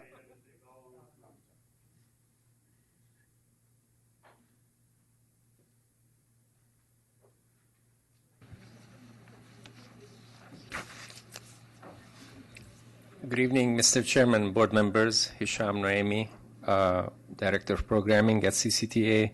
At your last meeting, staff presented you with the methodology and assumptions for the revenue estimates from a half-cent sales tax for different durations.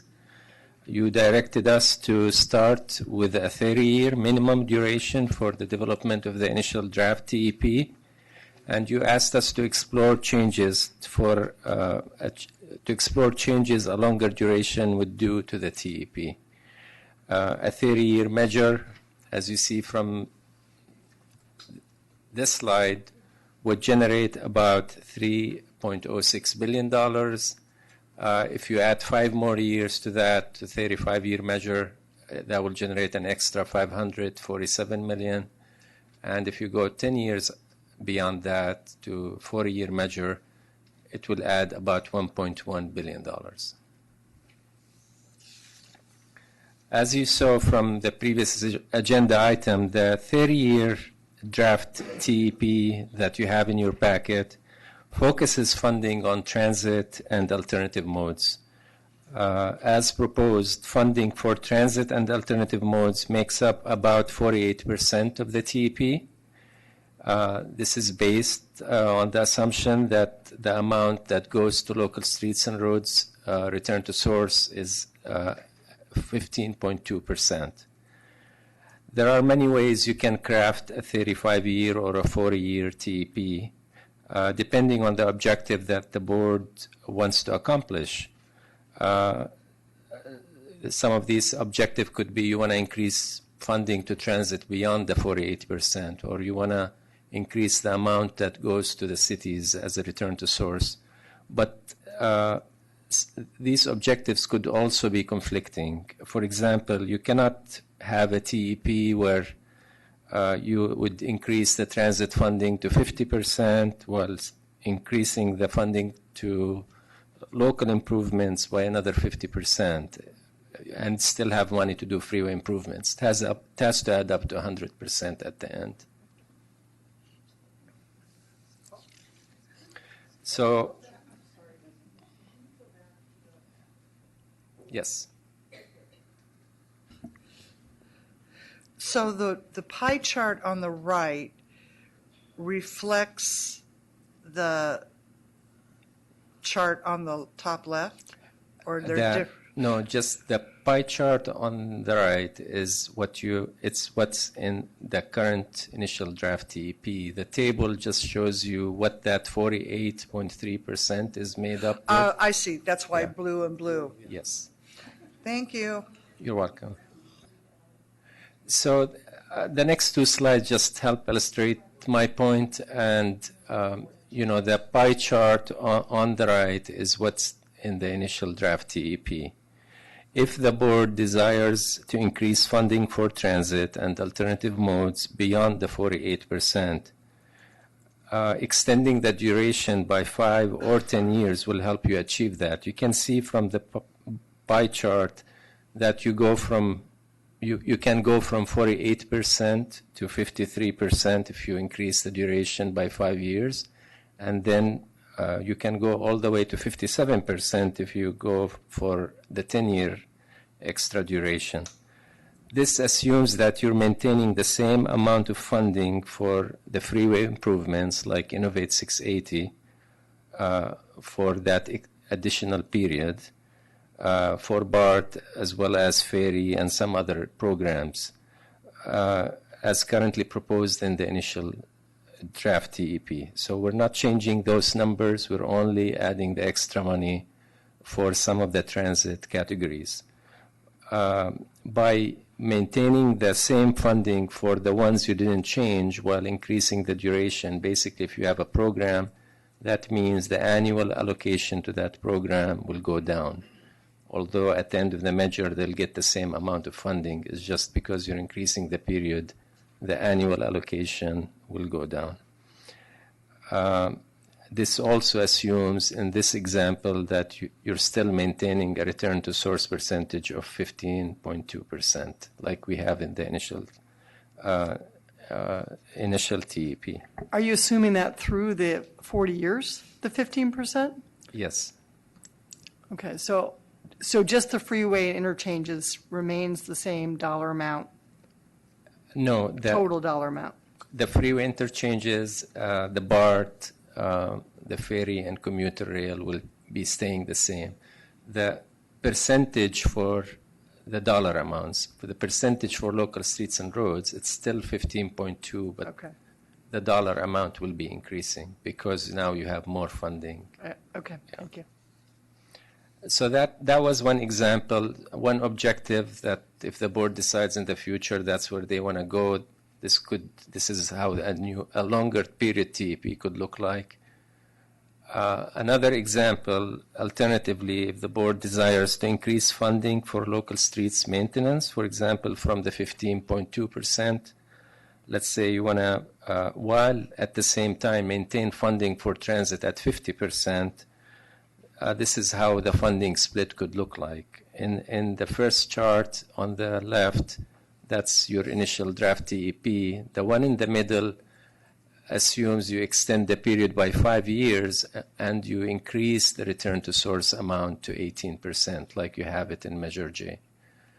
You can accomplish both goals, have transit funding more than 50% or closer to 50%, and still do local streets and roads return to source to 18. If you want to go to 23%, as some of the cities are requesting, you really need to go to 4 years to accomplish that if you still want to keep the transit funding around 50%. I want to make sure I'm understanding on local improvement. This is over and above what they're getting on Measure J, or does this include with Measure J? It's over and above. That's and what, above, yes. Thank you. So you can see from this chart, the amount we're putting into freeways, the dollar amount is not changing, but the percentage is getting smaller and smaller. So with that, there are, as I said, there are many ways you can craft a 35 and 40-year TEPs, depending on what you're trying to accomplish. We recommend that you make that decision on whether to go beyond 30 years after you hear back from the stakeholders and the RTPCs in July. You need to know where the deficiencies are in the TEP before you decide where you want to put that extra money. And we welcome your feedback and input relative to the methodology and the priorities. Okay, I have 3 speaker cards. Jan Warren.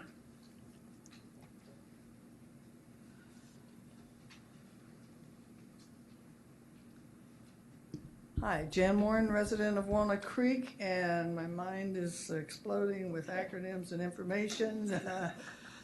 Second time I've been here, don't really know how this operates. So we could have signed up for the wrong slot. We don't know. We apologize. I was glad to see the reordering in the very first slide an hour, almost 2 hours ago. The measure must significantly reduce greenhouse gas emissions and vehicle miles traveled to fully consider the urgency of climate change, which is 2050's way before you're getting out for some of that. The need to focus roadway funding on moving more people with fewer cars. We need more highway capacity transit. Electric bus rapid transit provides substantially higher levels of passenger capacity with typically fewer stops and higher speeds than local bus service. And one of the benefits is a quicker rollout and less cost. This is an aggressive timeline that y'all are doing, and I only heard about this a week ago. Seems rushed. There was an in-depth transportation study in West County with a timeline November 15 to May 2017, 2 years. And the final report was issued in 2017 in May. The residents were clearly able to share where they needed service to get them to frequented destinations. I didn't see anything on the website similar to that in East County. Nothing about East County. There's only a 2-month window for people to give input before this authority votes on the final measure in August the 21st. A 30-year half-cent sales tax is, first of all, to just remind us, it's a regressive tax. Resources need to be directed to encourage considerable outreach in East County with inclusion of community-based organizations. The residents in East County paid taxes for BART for years before they received some BART service, so they need to be both heard and listened to. There was conversation last week about filling potholes and maintaining roadways. There was a category that was brought up again tonight, complete and improve traffic flow on local streets. And however, as I went down that list, many of them said next to a street or something, widening, improvements, climbing lane, improvements, widening, extension, and others. I live by one of those widening roads. It would be judicious to engage our local legislature to introduce legislation that would move matching funding for transportation that helps to reduce GHGs from funding focused on covering up more land with concrete and asphalt. Somehow we have to relieve congestion, but still reduce our GHGs. Thank you. Thank you. Lisa Chang.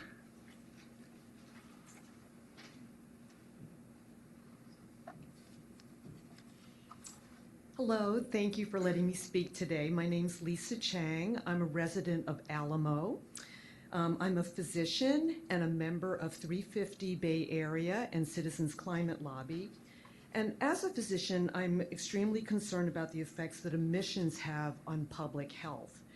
And I feel that it's really crucial that this plan demonstrates that it will significantly reduce emissions, greenhouse gases, and vehicle miles traveled.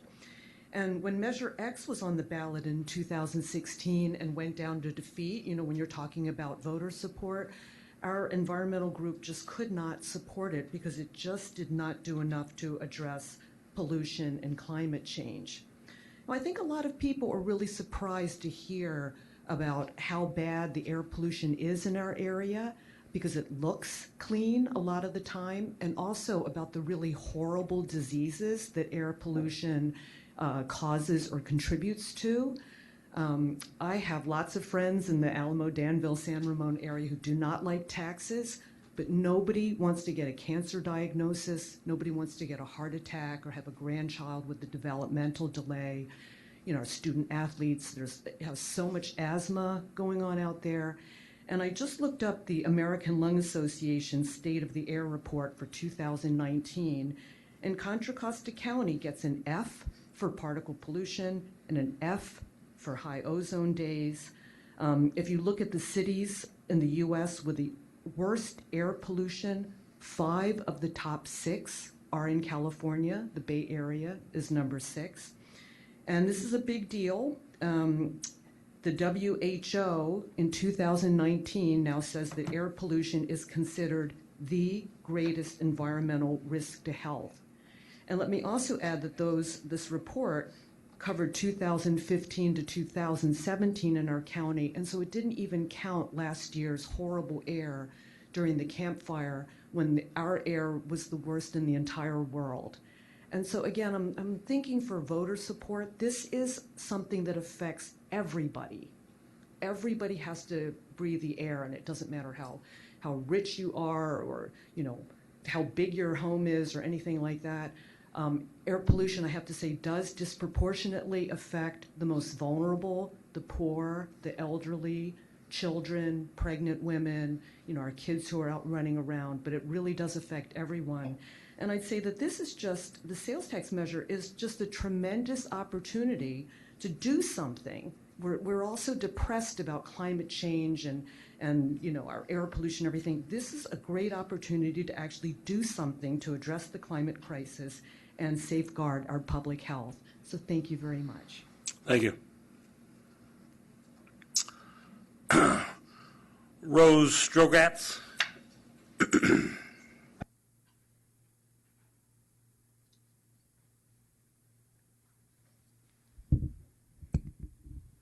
Good evening. Thank you for this opportunity to provide comments to the board. I have lived in unincorporated Walnut Creek for the last 22 years. I speak tonight on behalf of several thousand fellow Contra Costans who are members of Orinda Progressive Action Alliance, Indivisible Resistors Walnut Creek, and Contra Costa Move On.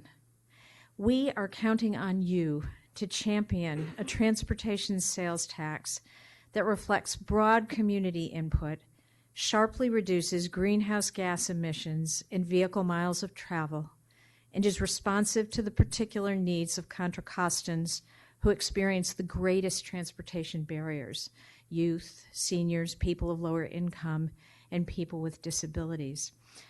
I'd like to underscore the following several points. According to a July 2018 article in the LA Times, data released by the State Air Resources Board show that while emissions from electricity generation in California have plunged, transportation pollution is increasing, essentially wiping out gains from the state's emissions-cutting regulations. Locally, the Envision Contra Costa 2040 team cites that in 2017, Vehicle trips were the largest contributor to GHG emissions in our unincorporated geography, accounting for an estimated 47% of total emissions. Time is not on our side. The pressing need for your wise, forward-thinking leadership is clear. Please ensure a transportation sales tax that meets our diverse mobility demands with more robust, coordinated public transportation that protects the precious air we breathe. Thank you.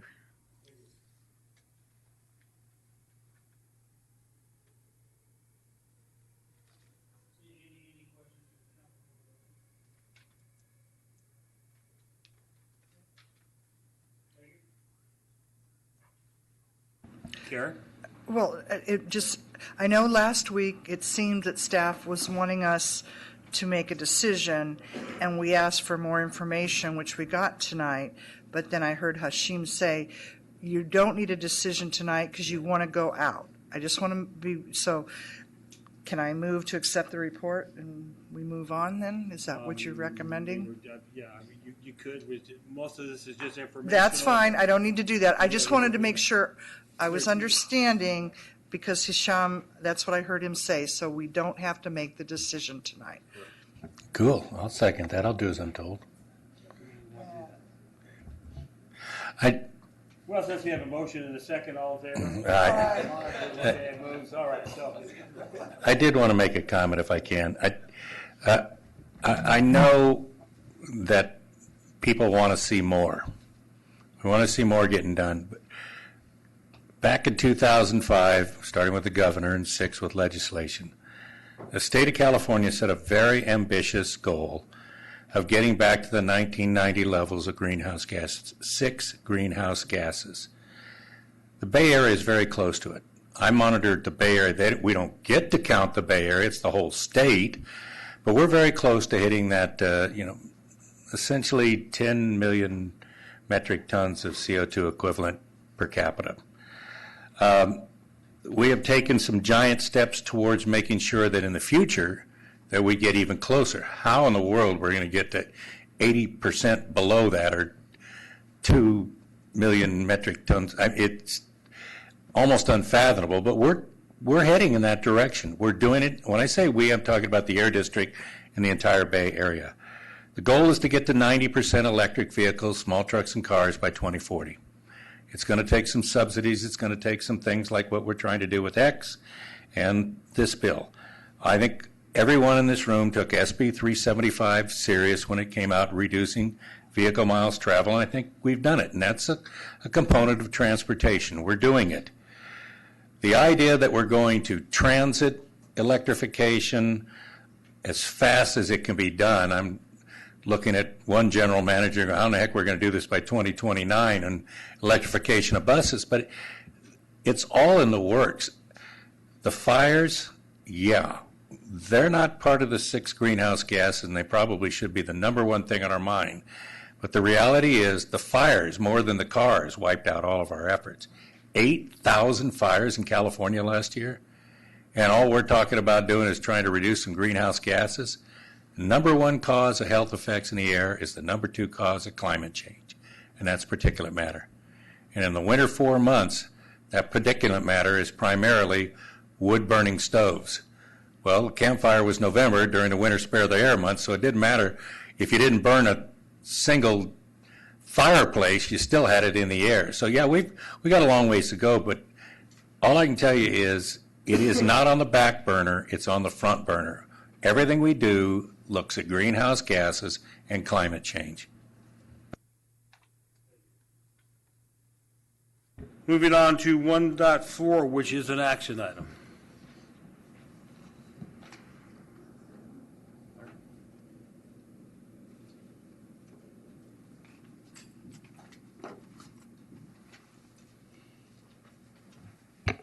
Good evening, Mr. Chairman, members of the board. Martin Engelman, Deputy Executive Director for Planning at CCTA. And I'll introduce the next 2 items to you. So this first one, 1.4, is called Proposed Performance Measures for the transportation expenditure plan, and we're asking that you authorize our proposal to proceed with the analysis. Let me just say that these analyses don't happen overnight. It takes a long time to get started, to do the analysis and then report out. And the reason for that is we have a transportation model, which is a fairly complex 2,700 zone model. It's trip-based. It runs on the Transcat software. MTC also has a model, and we have a choice of using MTC's model or our own. Our travel demand forecasting model, we believe, is the better one to use, the better choice, because it has more detail. In Contra Costa, it's something we all know and have reviewed, and also the cities have reviewed their input, their land use input for the model. So we're proposing, first of all, in doing this analysis, that the centerpiece will be to use our countywide model, the Transcad model. And that model forecasts out to the year 2040 now. So what we'll be able to do in this effort is start with the model, take the output from the model, develop a number of outcomes, and then in the end bring to you what we're calling outcome-based performance measures. So outcome-based performance measures, we're not just saying, well, total vehicle miles traveled per capita will reduce by so much, or transportation-related emissions will be reduced by so much. The outcome-based model outputs would be something like point-to-point travel time. Like, how long would it take you to go from point A to point B? How long will it take you to drive from Pleasant Hill to Pleasanton with and without Innovate 680 project, with and without the TEP? How much time would it take you to ride the bus from Walnut Creek to Bishop Ranch with and without the bus on shoulder project? What would happen to commute time between Brentwood and Concord if we had the TEP with the BART, E-BART extension from Antioch to Brentwood versus not having it? And how many jobs are accessible, say, within a 30-minute commute from Richmond with and without the TEP? So that's where we want to end up, getting those kind of outcome-based performance measures. To do that, we have to go through the modeling process, and we have on board consultant Kittleson Associates, and you approved their contract amendment back in May for $200,000. So we will use that amendment to get started, and we're going to have to make some assumptions. We can't wait until you do the final TEP in August. We have to start now. So what we're asking is tonight, give us the approval to start working with your preliminary draft TEP and get going on it. We can, of course, tweak it as we go along, but we want to certainly start inputting all the highway and arterial improvement projects that are in this draft TEP, all the transit projects and programs, start coding those in, all the freeway operations and integrated corridor management programs and projects, and we'll start to run the model and get some results. There's some other things about the TEP. For example, there's a big emphasis on supporting active transportation to help people that bicycle and walk. And to do that, we're going to have to take the model output and then do what we call a little bit of post-processing. And we use the industry standards, best practices to do that, to refine the model outputs so that it has the sensitivity to reflect the impacts that new active transportation programs will have on shifting people out of their cars and over to bikes and walking. So in your packet, we have all of the performance measures that we're proposing to use. And some of the outcome-based measures will be average travel time for driving, average travel time for buses and BART, frequency of transit service, miles of roadway that can be repaired, miles of new bicycle facilities, accessibility to jobs, and mobility options for low-income communities. And we want to do a little bit of cross-fertilization here with our current effort on community-based transportation plans. We're out in Richmond, Martinez, Monument Corridor, and Pittsburgh Bay Point working on projects that will help vulnerable communities there, help them get around with alternative transportation modes. So we will be looking there for project ideas that we can include, and they would basically be included as bundled projects under your TEP, but we can certainly look at trying to model those.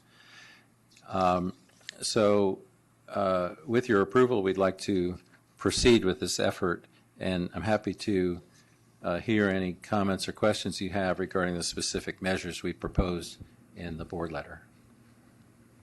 Comments or questions or a motion? I'd move approval to, blessed, go ahead and do it. I will tell you that I was at a mayor's conference meeting, seems like about 20 years ago at Pleasant Hill, and Martin came in with pretty much the same kind of analysis stuff he's talking about now, but had something to leave behind. And you start seeing Highway 4, 240% increase in time, or these kind of analysis. It wasn't hard to get behind Highway 4. Second. I just had a question. Sure. Are the results from this going to be part of the TEP, or are there going to be measurements used later on to evaluate? Part of our campaign. Yes, they will be part of the TEP. Okay, thanks. Okay. So I have a first by Hudson, second by Glover. All in favor? Aye. Opposed? Abstained? Motion carries. On to 1.5, which is another action item. Thank you, Mr. Chairman. So to support the TEP work, and this is the work plan that you approved back in May 15th, back on May 15th, we recommended that the authority retain a qualified consultant to perform an economic analysis of the draft TEP, with the understanding that a future agreement will be brought to the authority board for approval. And the cost of this effort at that time was roughly estimated at $100,000, and we kind of put a bookmark there for that effort. Because of time constraints, it's really not feasible for us to go out and undertake a competitive request for proposal process. And also the professional requirements for this, the qualifications for the consultant to successfully perform this economic analysis, it's really a highly specialized area. The consultant will need to evaluate the direct, the indirect, and the induced effects of a new $3 billion investment in transportation in Contra Costa. While assessment of the direct effects is fairly straightforward, sizing up the indirect and induced effects is more complex. It requires use of specialized economic models, a keen understanding of the Bay Area's economy, and ability to partner with key stakeholders whose expertise and perspectives are essential building blocks to conducting the study. So we're fortunate to have at hand a leading think tank well-versed in economic policy issues facing the 9-county Bay Area and willing to step up and perform this study at a reasonable cost and on a very expedited schedule. The Bay Area Council Economic Institute has performed this type of work since the early 1990s. The Institute is a trusted partner and advisor to both business leaders and government officials. Through its policy research and partnerships, the Institute is able to address the many factors impacting the competitiveness, economic development, and quality of life issues facing the region. The Institute also has considerable experience in assessing new sales tax measures. They performed similar studies for Alameda County Transportation Commission in 2014 and for the Santa Clara Valley Transportation Authority in 2016. Staff therefore recommends the board approve to enter into an agreement with the Bay Area Council to conduct an economic analysis of the impacts of the proposed TEP at a cost not to exceed $50,000. This concludes my staff report, and I'd be happy to answer any questions. I'm just curious, how long do they think it'll take to provide us with this study? Did I miss that? So their proposal now says they're finished on December 1st, but we will want to have interim Preliminary feedback along the way. Okay, And we thank will work to refine that so that we can Thank you. have something for you in August and then something for you in the fall. Correct. Is there representation here from the Institute? Yeah, 50,000. They want 50,000. No, is someone in the audience? Okay, thank you. All right. I would- Questions? Motion? I was going to move approval. Have a first by Federal, second by Dave. All in favor? Aye. Opposed? Abstained? Motion carries. Left on the agenda, we have the letter that we went over earlier this evening. We will adjourn until next Wednesday. Our next meeting of this special meeting. I think we have another item, don't we? Oh, yes, yes. I was going Excuse to me. congratulate you. Yeah. Such a great job. Yeah, 1.6. Excuse me, Tim. The important part, yeah, trying to get it over. With that being said, I'll make this extremely brief. Yeah. So I'm pleased to announce, or pleased to share with you, the first preliminary initial draft of the TEP. It should be in front of you. There's been a lot of hard work that went in this. Special thanks to CCTA staff, our consultants, Convey, Advanced Mobility Group, to pull this together. And I want to walk you through this document to kind of outline some of the things that we've done. I briefly went over last board meeting some of the structure and strategies that we were trying to achieve with this document, and wanted to kind of just go through quickly each of the sections again, and then just get some initial reactions and feedback and talk about some next steps. So, as we all know, there's the TEP, and everything we've been working around revolves around these four goals in terms of transit, affordable transportation, local improvements, protecting the environment, and relieving the traffic and highways and interchanges. And that's really outlined really in the first section. And so what we're trying to accomplish in the first section is that someone can really read the first section and really understand what's in the rest of the TEP in terms of the expenditure plan summary, where the dollars are being allocated to, both in each of the categories and also the subregions, as well as we also included, which is a transportation at a glance, which is highlighting some of the major improvements in each of the subregions. So that way, someone in that subregion could, go to that first section and understand immediately what they're trying, what they may or may not be getting in the TEP, and not have to go down and get deep into the document. So that's really what the first section is. Before really. you leave, I'm sorry. Tim, I'm going to get this before Karen. This last bullet on that last page, are we really going to tell people we're going to relieve traffic or traffic congestion? The goal is to relieve traffic. We're going to get traffic off the highways. Well, then shouldn't it be reduced instead of relieved? We could. I know, we hate wordsmithing, but She does. Good, do. We can say reduce traffic. We can say relieve. We can even use words like ease congestion. But the goal is to cut travel times and relieve congestion and increase travel time reliability. And that's also demonstrated in the previous items of terms of, travel time savings. Relieve traffic on. You're right. So, like I say, relieve congestion, relieve traffic. It's just as long as we can measure it. Yeah. Okay. So the second section is really answering the question of who is CCTA and what do we do in Contra Costa County? What's our role? What's our responsibilities in terms of being the county's congestion management agency?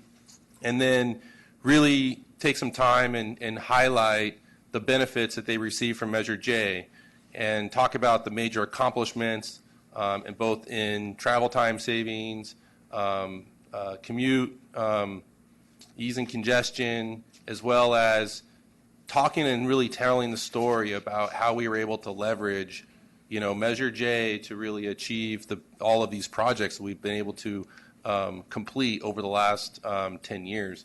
And with that being our commitment to local funding, talking about, again, the continuing story of how we continue to leverage our local dollars to be able to attract state and regional federal funds. And without those local dollars, unfortunately we're in an environment now where it's kind of pay to play.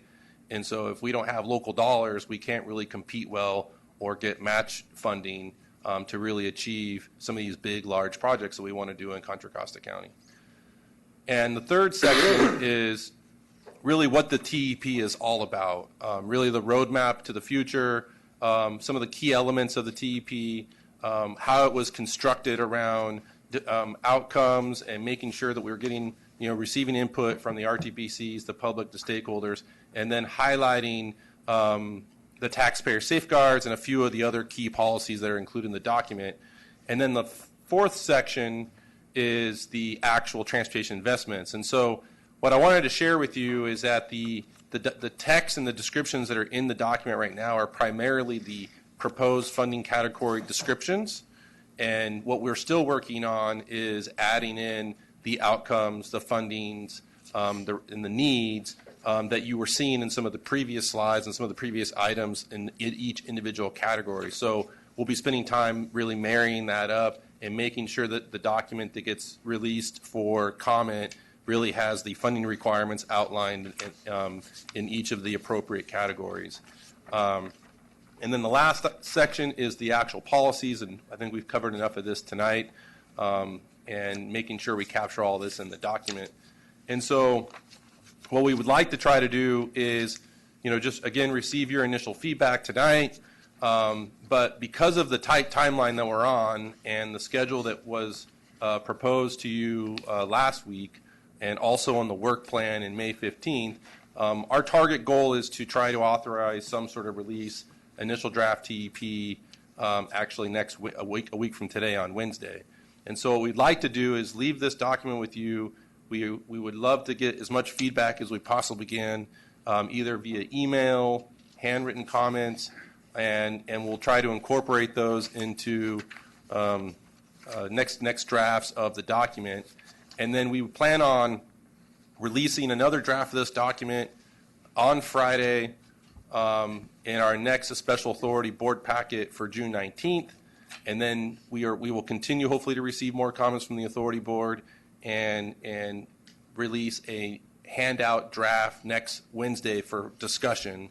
And based on those comments, the authority board will have the opportunity to decide if they want to authorize the release that document for public review, or they could potentially elect to opt the ad hoc committee to consider all the comments that have been collected and make sure that they're appropriately incorporated in the final initial draft, and then authorize the ad hoc to release the document for public review. But that decision does not have to be made tonight. It can be done next week. But I wanted to kind of start that conversation just because of the tight timeline we're on. So with that concludes my staff report. Happy to hear any initial feedback, and thank you. Tom. Who is the target of this piece? So the target is our public voters and stakeholders. So I know we're in the education business and not the campaign business, but I think any of us who've ever had to campaign, if we came up with a piece that looked like this, our consultants would probably quit. So I'm just wondering I hate to be critical, but I'm just wondering what's the point. I mean, I can't imagine 1 in 100 or 1 in 1,000 voters is going to read something like this. It just, it seems like you got to keep it simple. If you're going to put out, and this is a beautiful piece, by the way, it's really nice. If you're going to put something out like this, what do they say? You got to keep it at a 4th grade level. It's like, will this plan reduce my commute time? Yes. Will this plan reduce greenhouse gases and help us meet our sustainability goals? Yes. Will this plan make my trip on BART more pleasant? Yes. I mean, something like that. I'm just not, I just don't see any use for this, to tell you the truth. Can I just make a quick comment on that? Certainly. So let me just elaborate on my comment. So it's really the public stakeholders, but we also need enough information in here in order to actually implement the entire expenditure plan. So this is also a tool not just for the public and stakeholders, but it's also a tool for CCTA to implement the categories. And so we tried to make the first section, the first 8 pages or so, really kind of speak to what you're referring to, Commissioner Butt. But a lot of the details in here are really for all of us. So to follow up on that, if you don't mind, so how many copies are going to print? Because I get what you're saying, you need it for something other, and we want it for, I mean, maybe one for each city, one for each library, one for each commissioner, and then, some amount that if the public calls, I know you're going to put it online, but I agree with Tom. I don't subscribe to this, but I've had a number of people tell me, if you can afford to spend money on this, you do not need a sales tax measure. So how do we deal with that conundrum, I guess is the right word, and there's Lindsay, maybe. I was just going to say, Lindsay, you heard this at last week's meeting. This is a beautiful thing, and I would say, please do not put it on glossy paper, but if you need it to do other stuff afterwards, great, and we can refer to hard copies, but we're not going to print hopefully more than 1,000, I would think. I'd actually like to amend Mr. Hale's previous statement that the audience for this document is you and the interested stakeholder groups. These are the rules that govern the expenditure plan, and it's important to be really clear to the insider baseball folks what is happening, what they're going to get, what the rules that govern that funding are. This is what the cities and the RTPCs will essentially approve and vote on. What we will be going out to the public with, of course, this will be available to them. We're not planning to distribute it in whole and say, please give us your feedback. We know nobody's going to read this much. So we are planning to do a series of informational materials that we mentioned last week, simplified fact sheets, one-page summaries specific to different cities or specific to different categories, social media posts, maybe some e-newsletter, text about different elements that each of you guys can use in your own communications, little toolkits for you to talk to your constituents directly about the projects that are going to affect them. So to answer your question, no, we're not planning to print thousands of these. It will be available online for anyone to print themselves. It will be available online for interested members of the public who want to read all the nitty-gritty details. But we are planning to create kind of a Cliff Notes version of this for many members of our public who want a shorter read. Okay, thank you. Just one real quick comment. We understand in East County somehow things they were somewhat slighted in Measure J with spending out there. I think we need to include the dollar amount that we spent out in East County from Measure J, $1.3 billion. On road improvements in East County. As I gave it a brief preview looking specific for East County things in there. I think that we talk about this is all the great work we did, but I want to make sure we slam everybody out there with a dollar amount so that they can't use an excuse, well, we didn't get anything from the last measure. Compare it to what other Attitude, Kevin, attitude. Yeah. Well, you could use one of my brochures. Yeah. I just remind everybody, it seems like every staff report we get that's a follow-up of Measure J, it's the same stuff in there. Right. I mean, we've been doing it but I'm in complete agreement. If you put out tons of these things and start doing glossing and everything else, everybody's looking for a no. I think we minimize this to maybe a brochure that goes out and direct them to the website that will house this. Correct. So, I had two things. One, going back to my ill-timed comments earlier on how we communicate flexibility, if there is going to be flexibility within the regions, how that's communicated in any type of documentation that goes out to the public, because I don't see that in here.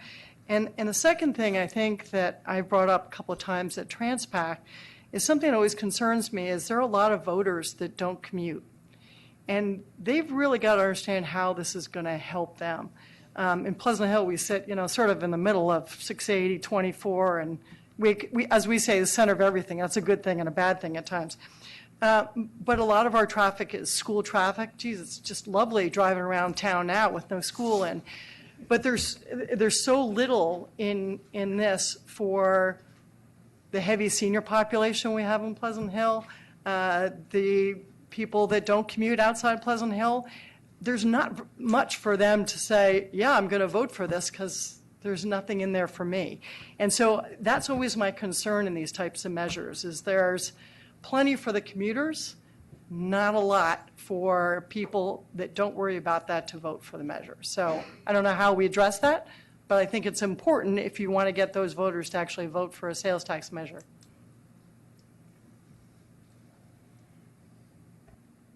Are there any other comments before I adjourn the meeting this time? I just want to compliment you on a very well-run meeting. Thank you. We're getting out of here before 8:30.